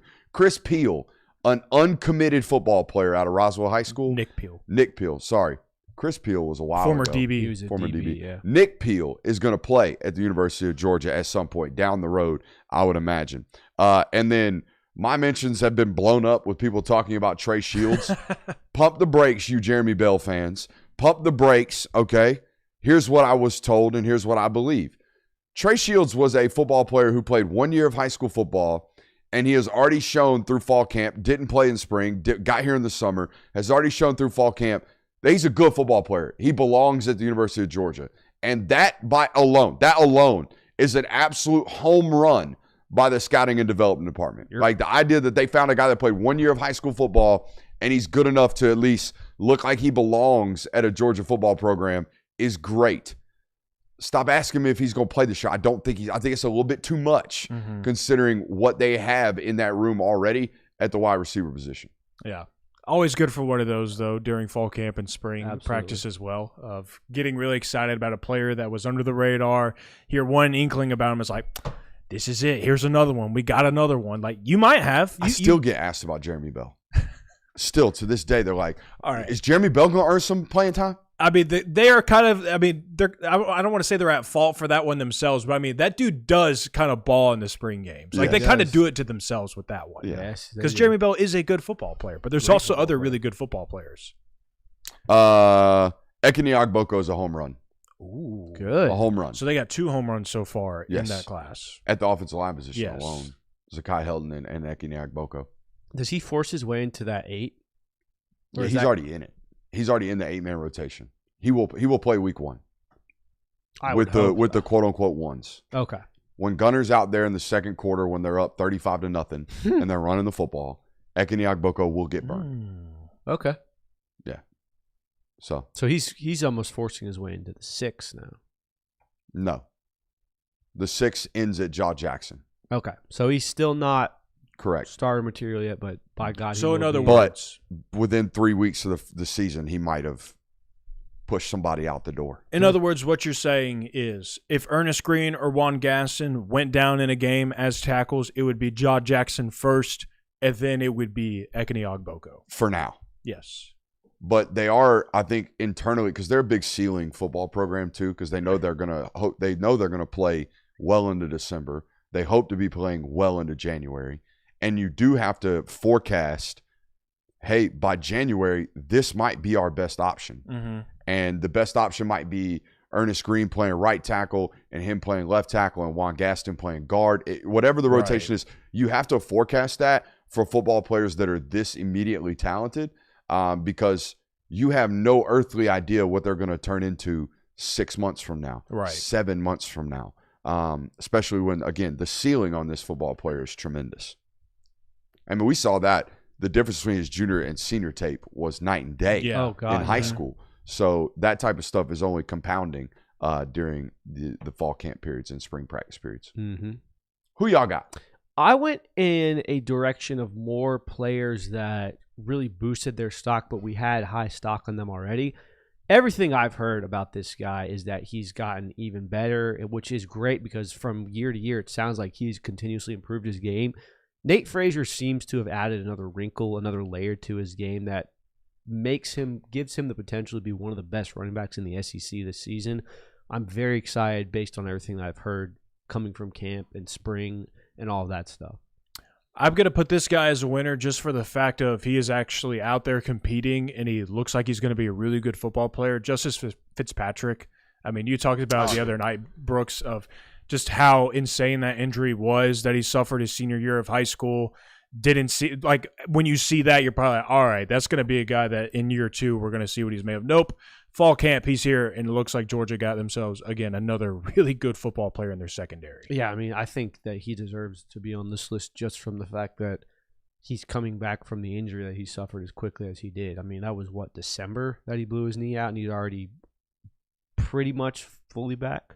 He didn't. I don't think he took too many reps Sunday. Right. But no, he's out there he's not in a non-contact jersey, and he's out there running around. Which that's what I'm saying. Insane. To even, like, when we had media availability, for him to be going through indie drills and cutting off that knee, goofy. Insane. I think one source and I talked about it is like, we are not from the same planet. Genetics, no. Genetically, it's we are not the same as that human being. He's cut different. He built different, as the kids would say. He is built different. Another player that I have on this list, I don't think people appreciate how hard it is to come in, lock a spot down on defense, and it be yours your first year of the transfer portal. And everything that we've heard about Khalil Barnes is that he's done just that. He is a professional through and through. Yeah, I get it. He started 3 years at Clemson. That's another program that has, really, really good prestige. Being able to come into Georgia, like Tyke Smith didn't even do this before his injury. He had not locked down a spot. Khalil Barnes, basically, from everything I understand, was the second he stepped foot in Athens was, all right, you're the star. We know what you are. You are our guy. And I think he's a big winner for that. I think that Terrell Foster is a winner. I think that is absolutely should be labeled as a winner of fall camp. I have that one too. For the idea, and maybe we have the same idea, maybe we don't behind this. Like for me personally, and this isn't a knock against Terrell Foster because as we just started talking about, sometimes you find players that weren't highly ranked, maybe weren't ranked at all. Georgia gets them on campus, and they turn out being way better than their ranking was, and Georgia finds a hit there. But the fact that it's not just that Terrell Foster has managed to find snaps on this football team, but it's the fact that he's continued to hold off other really talented football players to find snaps for him on this field. Like we know about Chris Cole and Raylan Wilson, and Justin Williams is next in line there, but there's so many good linebackers in that room, and the fact that Terrell Foster has not only stuck around on this roster, but the fact that he's, again, earning playing time there, that's a winner for him. And I would say for that reason, Georgia is kind of a winner in fall camp because a guy like Terrell Foster has made Justin Williams a whole lot better. I mean, he's probably made Chris Cole better. He was there before him. So, the impact that guys like that have on the rest of your team from a leadership standpoint, from an effort standpoint.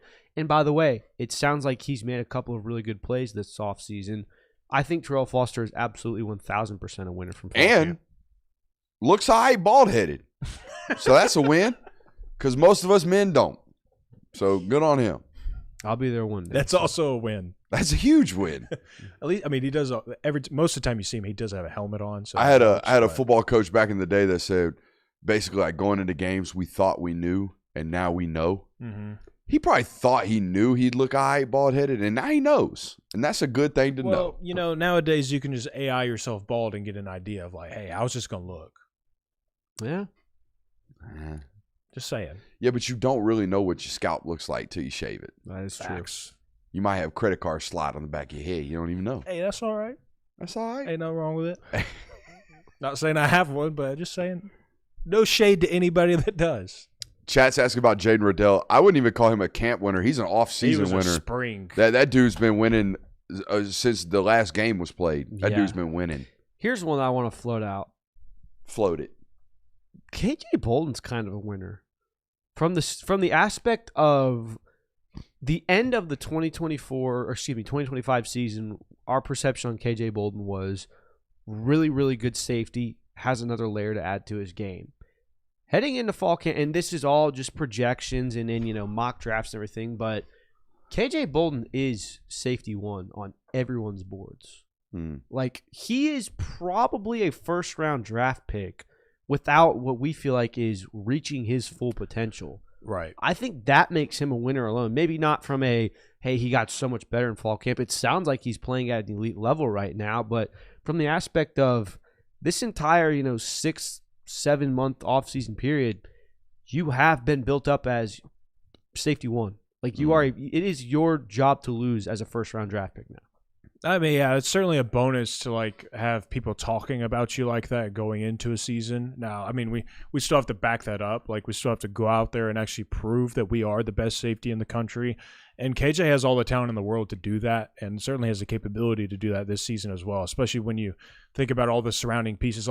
This is what should excite everybody about KJ Bolden this season. I've kind of talked about it a little bit, but now that we actually have some words that kind of back up this statement based on what happened in the scrimmage the other day, based on the reporting that you gave yesterday, Brooks, KJ Bolden is going to be able to play the freest he ever has in his entire career. This is going to be the best KJ got to do this a little bit when he was a true freshman because you had Malachi Starks and you had Dan Jackson and you had other great DBs around you that allowed you to play freely, but you're still a freshman. You're still maybe a little hesitant to do some things. You're still learning. This is going to be the best version of KJ Bolden that Georgia has ever gotten. And it comes in a season in which you have Khalil Barnes, you have Ellis Robinson, you have DeMello Jones, and whoever plays next to him, it's not going to matter. I think KJ Bolden plays best when he is going to be like this, when he is just not thinking, he's just cutting it loose, tackling like he does, and making plays. He was a playmaker for Buford coming out of high school. Mm-hmm. I think you're finally going to see that because of what they have around him.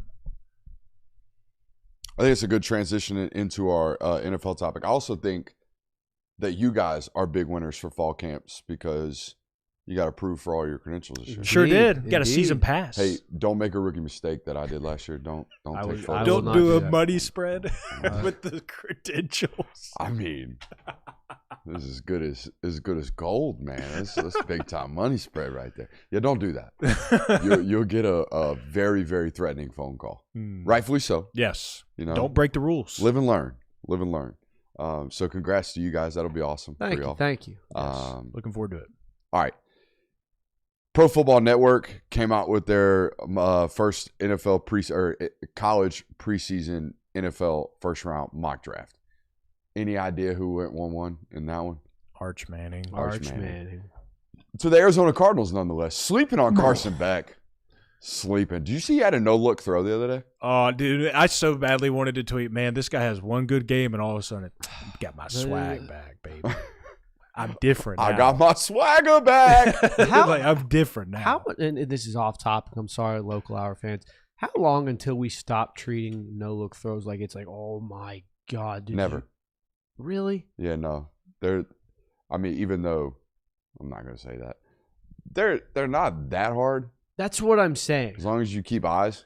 I think it's not it also, too, like, for instance, the Matthew Stafford no-look pass that went viral a couple of seasons ago, it's cool because it looks cool. And it was in the Super Bowl in a No, massive. that was the one that was nuts. You're talking about one in regular season a couple years back. The one he had in the Super Bowl. Oh, the Super Bowl was insane. Bonkers. To do that in that situation. the audacity. The gonads on that dude. Yeah. Insane. But like doing it in a practice, like it's cool. It looks cool. I get it. It's really impressive. I think it's. doing a Super Bowl. I Man, think it's kind of like. It's kind of like crossovers in like the mid '70s where people, are, did you see what he just did? And it's like Muggsy Bogues it's just also- broke an ankle. yeah, it's like they're doing that every single night. In the It's NBA. the equivalent of like doing a backwards pass in basketball practice, and then your coach pulling you off to the side is like, "Hey, good job. You do that shit in a game, and I'll pull you right off the court so fast."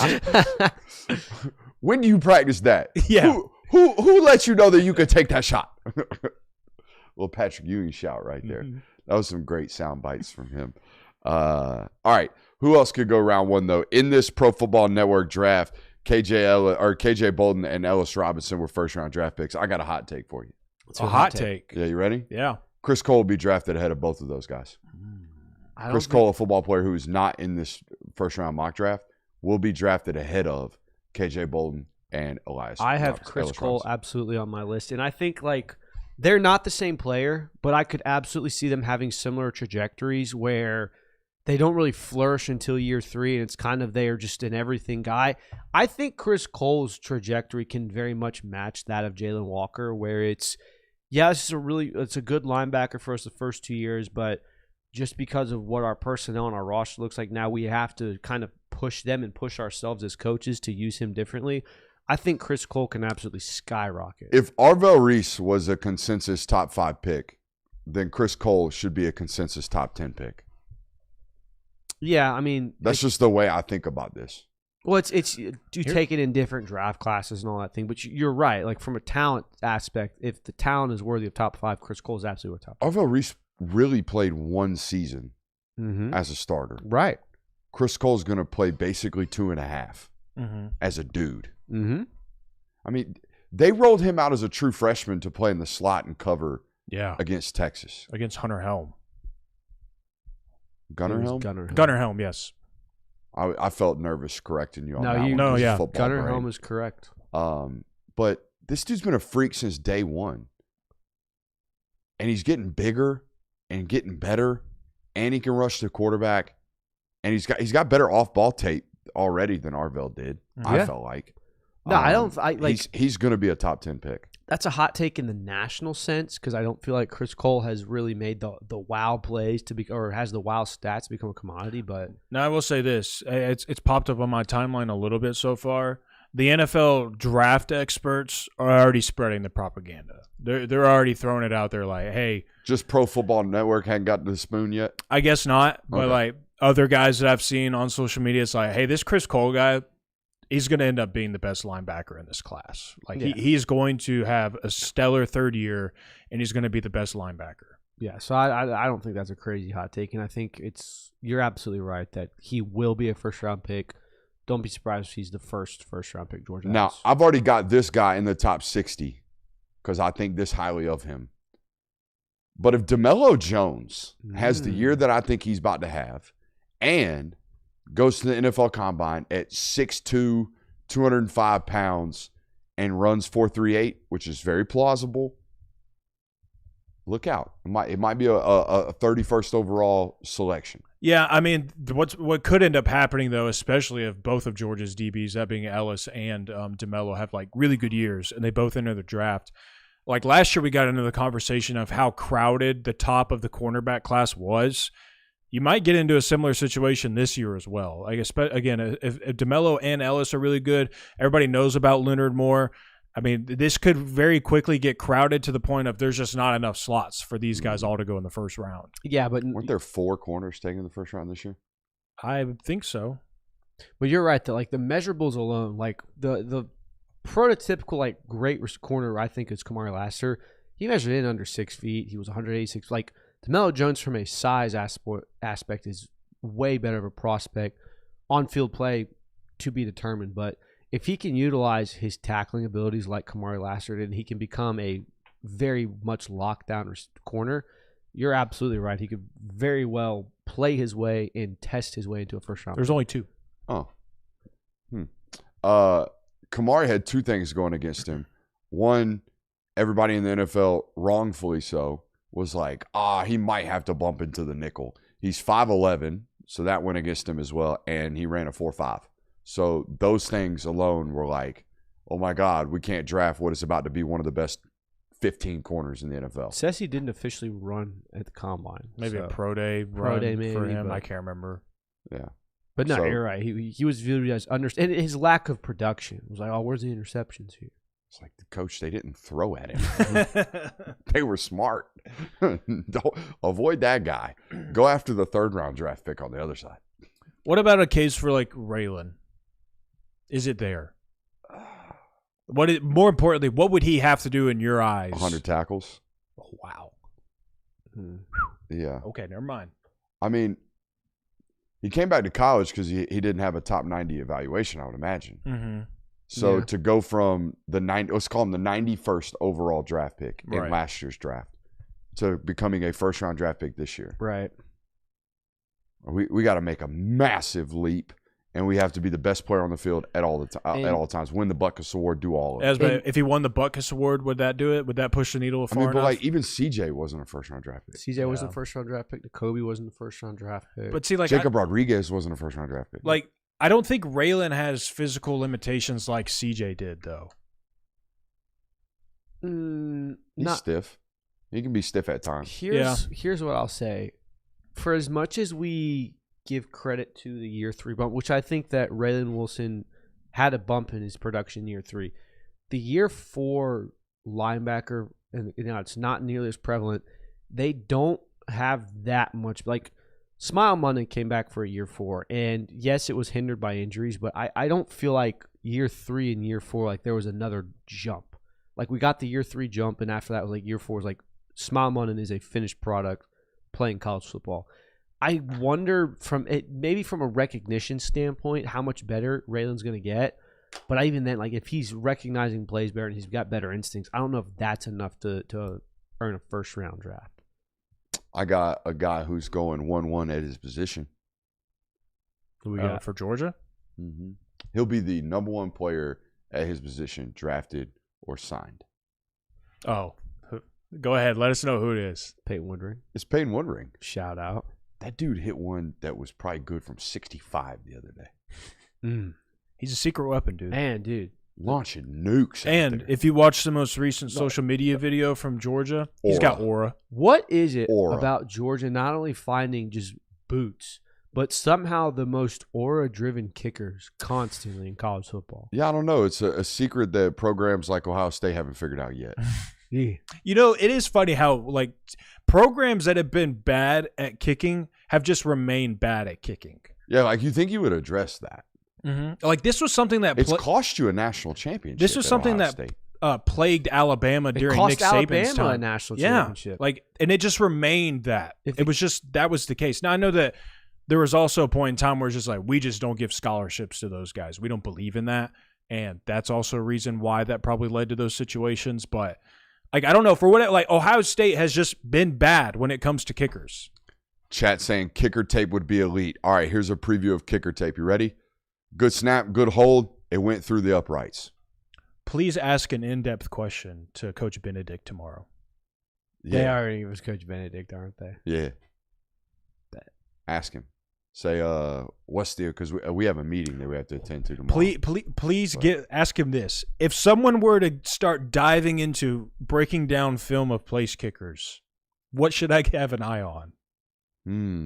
What should I be paying attention to? Riveting. If someone were to say special teams don't matter, and What would you kickers say are to quote them? foot fairies, how would you respond to that? Whoa. I don't think I've ever gone that far. I did not fairies? I did not make up the term foot fairies. I can I didn't either. I can 100% guarantee you foot fairies has been relayed on this show by you. You know, sometimes I just black out. Sorry. You know, I'm Don't not worry. responsible. for Don't the worry, things that I will say not ask that sometimes on this question. network. I have this as like a 1-2 combo. One of these players maybe playing in the way, Gabe Harris and Quintavious Johnson. I think that. So I was going to bring this up specifically for Quintavious because I think he has the better chance of like going to the NFL Combine and really showing out. Not that Gabe isn't really athletic and wouldn't do the same, but for instance, because I know what people would immediately say about a guy like Quintavious is, he doesn't have the sack production. He doesn't have the sack production. He's not going to go in the first round.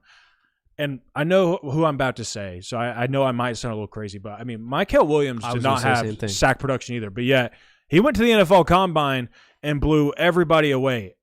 Quintavious Johnson is not going to perform like Mykel Williams did at the NFL Combine, but I'm just saying there is a world where it happens, and it's like, you know what? Quintavious Johnson ended up being the 30th overall pick. Wonk82, you're wilding for that comment. Absolutely wilding for that comment. What can we learn in the first 2 weeks of the season? I've got. you got a couple more? two My bad. names. I didn't mean to transition for you. No, you're good. This one, and me and J-Wo were throwing this one out there. It's a long shot, but the build is so great that what if he has a nuclear season like this? Could Jaden Riddell play his way into this? Like, what? Who's the best tight end in college football other than Theo Johnson out there in Trades Oregon? Green. Trades Green. Trey's Green, like So, no. And look, I love Jaden Riddell. I think he's going to have a great year.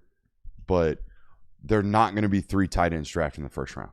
There's just not. What if he's the first, though? He's not going to be. It'll be Theo Johnson or Trades Green. That's fair. What would it take, though? Let's have that conversation again. Well, for Oscar Del Ball, it really took to be a second-round draft pick was like one clip against Kentucky. Mm-hmm. He was wide open. Oh, yeah, that one clip, yeah. And one clip against Kentucky and a bunch of great years of playing good football at Georgia. Yeah, and I But know. you're asking more like statistical production questions about what would it take. It doesn't take all that much when you're that traitsy. He is that traitsy. I would argue he is more athletic from a raw data point standpoint than even Oscar was. And Oscar was a 4.52 runner at 245 pounds. This kid's going to be a 4.49 runner at the NFL Combine at 240 pounds. Like he is all of that. But no, he is going to have a couple of end rounds this year that go for 45 yards, and people are going to be like, what in the is this? And that's why I think that it was at least worth having the discussion, because I think you could really build a Jaden Riddell first-round argument portfolio by the end of the year if it does turn out being what we think it will be. When it, like, if he has 3 45-yard plus end rounds and they look like they did in the spring game, and then he adds on 400 yards receiving while also having like 200 something yards on the ground or something stupid like that. Like, I think there is a path to where, like, if in a crazy world where it could be an argument at least. And this may or may, I feel like this plays a factor. the fact that Brock Bowers was a tight end at Georgia very recently and comparatively speaking will do favors for your draft stock because, that play looks like, when Brock Bowers did. That happens. It shouldn't happen, I get it, but it will play a factor. The last player that I'm throwing a name out there, and I don't think this one is a first-round draft pick, but if he has just a nuclear season, is there any world where Nate Frazier is maybe RB2, or even if it's a really, really stacked class, RB3? So my first thing would be, how healthy is Ahmad Hardy? Like, what does his season end up looking like? Is he 100% healthy going into the NFL draft? If that's a yes, then you already have 2 running backs ahead of him, like, already. You have Keywan and you have Ahmad Hardy. Depends on the season that Jaden Baugh has. Like, right. There's so many factors here that play into it. Like, it almost is more important about what do other people in the running back class do as opposed to what is Nate Frazier going to do. Yeah, I mean, it's a very stacked class. I don't think Nate Frazier will be a first-round draft pick, but if we get to a position where it's like, hey, this guy might be RB3 and it just falls that way, like, you could see him sneak into a 31st or a 32nd pick possibly. All right, let's talk first 2 weeks of the season for the University of Georgia. They play Tennessee State and they play Western Kentucky. Should handle those football games. Yes, they should. So what are we going to learn? I've got, 7 questions that I hope to have an answer of by the time we break those tapes down, because we will. We'll break those tapes down. You should know that by now, especially listening to the local hour. We are in the middle of Up to Something season. It's about to come to a close. You're going to hear some announcements on this moving forward. You should know that nothing is changing around here. No allegiances, no dedication to content is changing around here. Nothing is changing. And I know that gets a real sensitive topic around Georgia folks because y'all are worried that we're just going to up and leave this place. Newsflash, will never happen. Okay, we will always dedicate half of our time to the University of Georgia. You guys made this place. I've been very adamant about that in all discussions with all companies. Whoever came around, they were like, hey, what do you think about that? Not even a debate, not happening. So we will always break down Georgia games. It will always be on this network, so you have no reason to ever be concerned about that. And we will always have this here local hour for you guys to thoroughly enjoy. So don't ever, ever, ever worry about that. But yeah, what can we learn about those first 2 games, boys? I think there's an obvious one right at the top. The first question is, Georgia's going to be up by a lot. They're going to have the 2s in. Who goes in first at QB2 and what do they look like? And for that matter, what does QB3 look like when it goes in? Because that is a massive question that's revolving around Athens right now, not only for this year, but for 2027 of, hey, QB2 right now is probably in position to be QB1 should that happen. So I think the biggest thing that I would be paying attention to is not even like QB2 and QB3, but in my mind, if this is how it's structured for the first 2 weeks, if, for instance, Ryan Puglisi is the second quarterback out in the first week and he gets a bunch of reps, and then Ryan Montgomery comes in and he's just kind of handing the ball off, doing the typical thing that QB3s do. Yep. And then the next week, it's Ryan Montgomery who comes out second, and then it's Ryan Puglisi who comes in after that. That, to me, indicates that it's a tight race, that they think that both of these guys could end up being QB2 for them this season, and they truly want to get a real answer on who it's going to be. If it's the same guy both times in both games that rolls out there, then that means they already have their answer, and it's not as close as maybe as we thought. I agree. I think that's something you definitely learn. Who's got pass rush potential? That's my second question.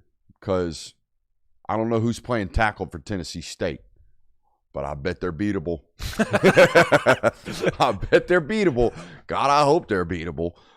If not, cause for concern. Yeah, I mean, it was last year against Austin Peay where we really got a good look at Chris Cole as a pass rusher. Now, I know he didn't really capitalize on all of his opportunities last year, had some misses in the backfield, but that was kind of where you got the idea of, like, who's going to provide life here? Oh, Chris Cole can do it. I think that I'm not necessarily worried about what Chris Cole can provide. I think we assume he's going to be who's the next guy there?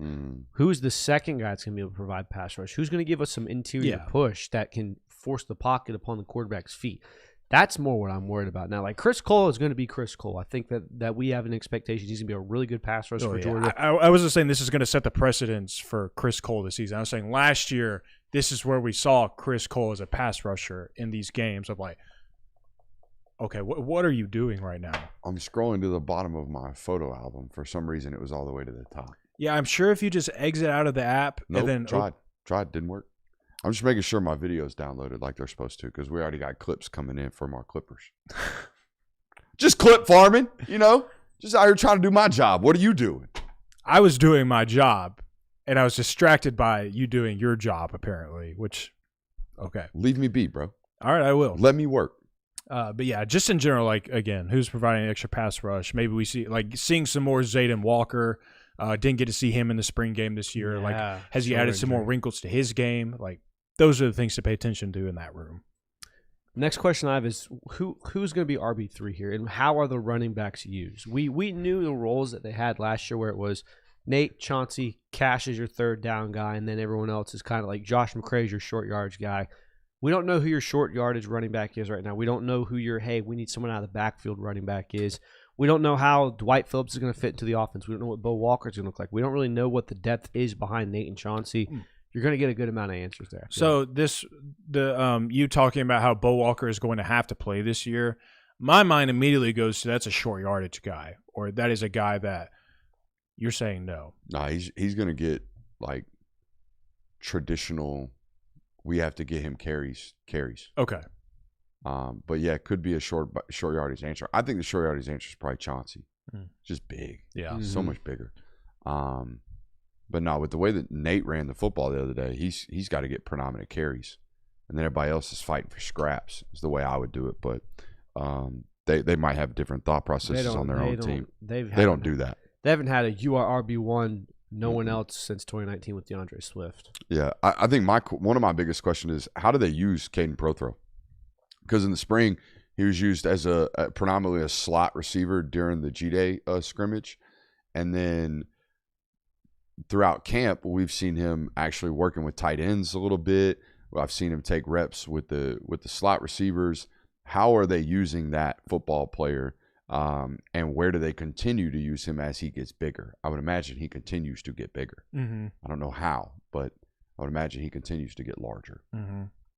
I guess another obvious answer is safety number 2. Mm-hmm. Like I think the general Who's KJ's partner. The general assumption I think is people expect it to be Zion Branch to start, and then they'll just continue to rotate guys in, obviously. But I mean, there's a lot of names you could choose from, a lot of good names too. That's a really intriguing, that's a good battle and almost a good unanswered question I have right now, because I think going into last year, it was obviously a question of who's going to play next to KJ. And I don't think people typically loved the answers that were being provided. But I think that this year it's a whole different story of I don't think you're really concerned about who ultimately wins that job at all. I think that no matter who the answer is there, you're going to feel completely safe. Yeah, I didn't have this as a question that's going to be answered for me because I don't think we'll ever get an answer to that question. I don't think that there is a body or a player that will take up the safety opposite from KJ position. I think it will just be who's there right now. Is Zion there? Is Jamali Riddle there? Is Kyron Jones there? Like, name the player. Are they there? Is Boogie there? Like, I don't know if anyone hammers down that spot. Very similar, and I've used this comparison before, to the way that the nickel position was used in 2021. They were rotating bodies constantly. Sometimes it was Dan Jackson. Sometimes it was Latavius Brini. They had William Poole playing in the natty. Like, it was whoever we have at that position right now that we feel like can play in this moment. I feel like that's what you're going to get, the safety position. It just so happens that a lot of those guys are seemingly damn good football players, and it's not going to be a by committee because we have to, but a by committee because all of them can do different things very well. Mm-hmm. Is there a gamer at wide receiver? That's what I want to find out too. Because we got our answer very quickly last year. Like, all right, Zachariah Branch is going to work out. I don't really recall there being the Zachariah Branch, this is him moment in one of these games. It was in the Tennessee game for me. Like when he took that screen pass down the sidelines against Tennessee and defied every single angle, it was like, all right, this dude's different. I think you're forgetting the check down in the Marshall game where he takes it like 50 yards down the sideline, outruns 3 people. I definitely forget it because I don't remember it at all.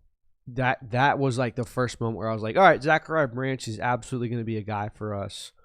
It happened in like the mid-third quarter, so, but it definitely happened. That was, I think, but you're right. Tennessee was like the national moment where it goes, okay. Yeah, that's typically like you get confirmation of your thoughts. Yes. Like this is the confirmation for Zachariah Branch that he is the difference maker. But I'm sure. I knew that there was probably a moment that I was just overlooking in one of those games. I just couldn't remember it off the top of my head. It happened in March, but for that reason, I would love to see one of these in the first 2 weeks at the wide receiver position because maybe it comes to the form of Isaiah Canyon. Maybe C.J. Wiley makes an insane play. Maybe it's the tight end room. Maybe Jane Riddell and Lawson Lucky and all the guys make such incredible plays where it's like, all right, the tight ends are going to be what drives the passing game this year. I just want to see someone make big plays in the receiver room to give you an idea of, all right, this is going to be a guy. I think one of my favorite things about our channel is watching the lone soldier come into these chats and just try to fight the good fight. And the whole chat just gangs up against him. And it always happens at the best moment because it's almost always in the local hour. Almost always. So we got all the dog fans piled in here, and then there's a Big Ten fan that comes in or an ACC fan, and they pile on, and all the Georgia fans are just like, whoa, what'd you say? This guy's an idiot. Do you remember the eras when like admins would kick those people out? That did happen. Well, I think that was also like the transition time of like, this is a Georgia channel. It's like, all right, guys, we're trying. We're branching here. out. We Yeah, can't just be something pushing here. everybody out. Yeah, that isn't a Georgia fan. I vividly remember like Florida fans and Tennessee fans like just talking trash, and they'd like get banned. It's like, no, guys, we need those views, please. Yeah, we pretty much have a free flowing chat around here. We just let y'all within reason do kind of whatever you want. Yeah. And we're okay with that. I think it's good to have discourse. I mean, college football creates that. The amount of insanity that comes with college football fandom should have a place to breathe. And this is a great place for that to happen. So more than willing to have you guys come in here and argue. That's fine. Just don't get too crazy now. Selfish thing to be paying attention to, at least for me personally, in these first Where are two you games. sitting in the box? Nah, I pretty much know where I'm going to be sitting in the Right press next to box. Mark Weiser, the GOAT. Our No. friend Mark Weiser. It's not Mark, but almost always not all the way to the left of the second row, but like probably like 10 seats down. That's usually where we're seated. I poison them trees, Paul. Will this be our first time? No, we had it for the spring game. Me and you both got us in the press box. for That's that. right. This will be the first season that we get to do so. That's really Boy, exciting. that's going to make things a lot more fun. I enjoy the people I talked to during the games last year at Georgia home games, but it'll be nice to have the You and me do have fun in the press box. There are many laughs had in the press box. But the selfish thing that I really want to pay attention to in the first two games of the season, how many bodies is Zakai Helton going to catch? Oh, That's what I want to know. there is no limit. No. Just cut him loose, get him as many reps as possible, leave him in the second half when those defensive linemen on the other side are just absolutely worn out, don't want to be here anymore, and just let Zakai Helton rain hell all over him. Are we going to get an answer as to how much Gunnar Stockton has progressed in these 2 weeks? Because going back to what we saw in the Marshall and I believe it was an Austin Peay game, it was kind of like he's not pushing the ball down the field, but they're doing everything they need to. It wasn't that, hey, he's turning things down was a major concern until like we got to the Alabama territory. Are we going to be able to watch these first two games and go, this is the most polished Gunnar Stockton we've seen, or is it still going to have to be reserved for when you play defenses that have better talent? I think we'll learn something about his growth, weeks 1 and 2. I think we'll learn more about what Kirby alluded to at SC Media Days. It's like we're going to ask him to do more. We're going to ask him to be willing to do more and give him more offensively from his workload and the concepts that we're asking him to go through. Who's the returner?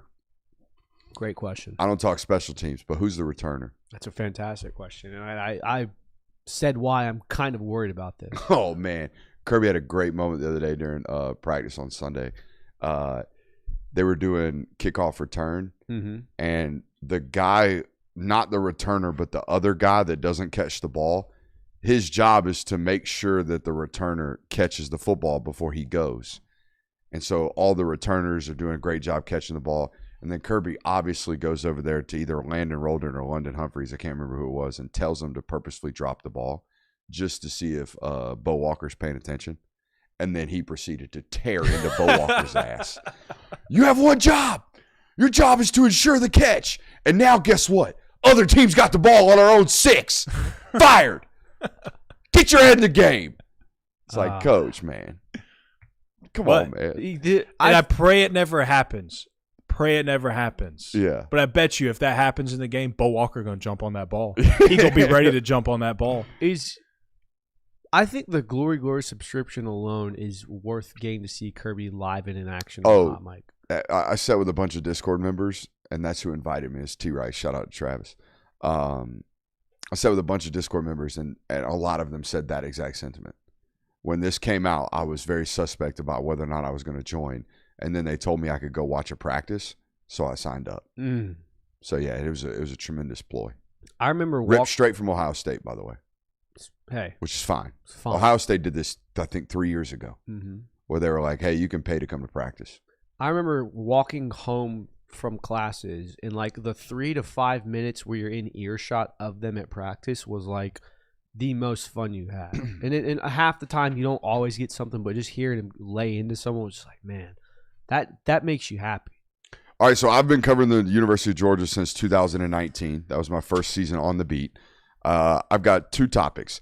How has Georgia changed since 2019? How is it the same? Which ones do you want first?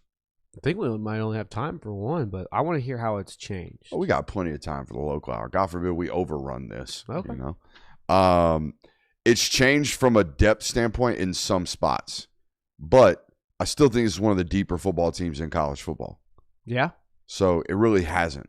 But the quality of depth, I don't think, is there. Well, that's just a dichotomy of college football. Correct. I think that's everybody. Expectations are completely different. When I first got onto the beat, it was, this is our year. Now, if it's not your year, you're pissed off.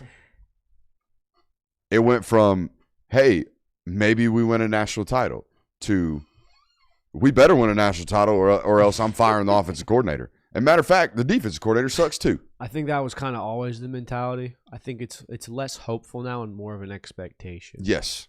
Which, again, I think the expectations have changed. Certainly. Kirby's approach is slightly different. He's the same guy on the mic. He's still getting after everybody's butt. But I do think he is a little bit more lenient. I do think he is a little bit more – now, I would never use the words laid back with that human, but he doesn't seem as red-faced all the time. I don't want to besmirch Coach Smart at all, but the Skull Olympics video they posted, that's the first time I was like, whoa, he looks old. It wasn't when he walked into the SEC championship game with the readers on? I mean, no, but like seeing him walk around with like. I feel like the day you crack the readers out, you've crossed over the hill. That's fair. The day you walk in with them like this, reading your game script. Yeah. Oh, that's one of the most legendary pictures of Kirby. Oh, I when know. He's looking at the phone with the readers on. Yeah. That was the first time I was like, okay, we're aging. Yeah, We're been getting here a for little a minute. Yeah, we've been staring at game plans a little too long. I've never covered an SEC championship game though. You finna. Well, if Georgia get yeah. You finna. You gonna cover the SEC championship game this year no matter what. I'm actually not. I got a wedding that day. Sorry, guys. What's up with you guys having friends and shit? Yeah, it's that time of life, man. Everyone's getting married. Facts. Fall weddings. Yeah, you know, it's not. I mean, I don't have as stern of a take as most college football fans do about fall weddings. I got married in the fall. Well, you I know, got married October 19th. I mean, this is my take is always December 5th. My take is always winter this: wedding.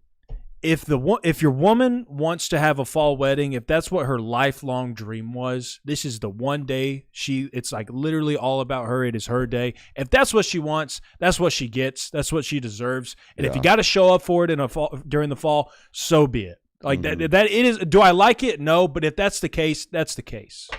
Agreed. So, and also, it's a December 5th. It's a winter wedding. Georgia doesn't officially have a game scheduled for it. They probably play in it, but either way. I say that, but I told my wife no fall wedding. I'll be very. Wasn't a worry though. She never wanted it. Jess said, "Piss on that dream. It's football season." I highly doubt he's successfully married. I don't want Just to left him anymore. hanging. Oh, I over didn't there. see, man. I was paying attention.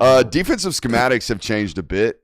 When I first started covering Georgia, you were a strictly mint front football team, and now you are not.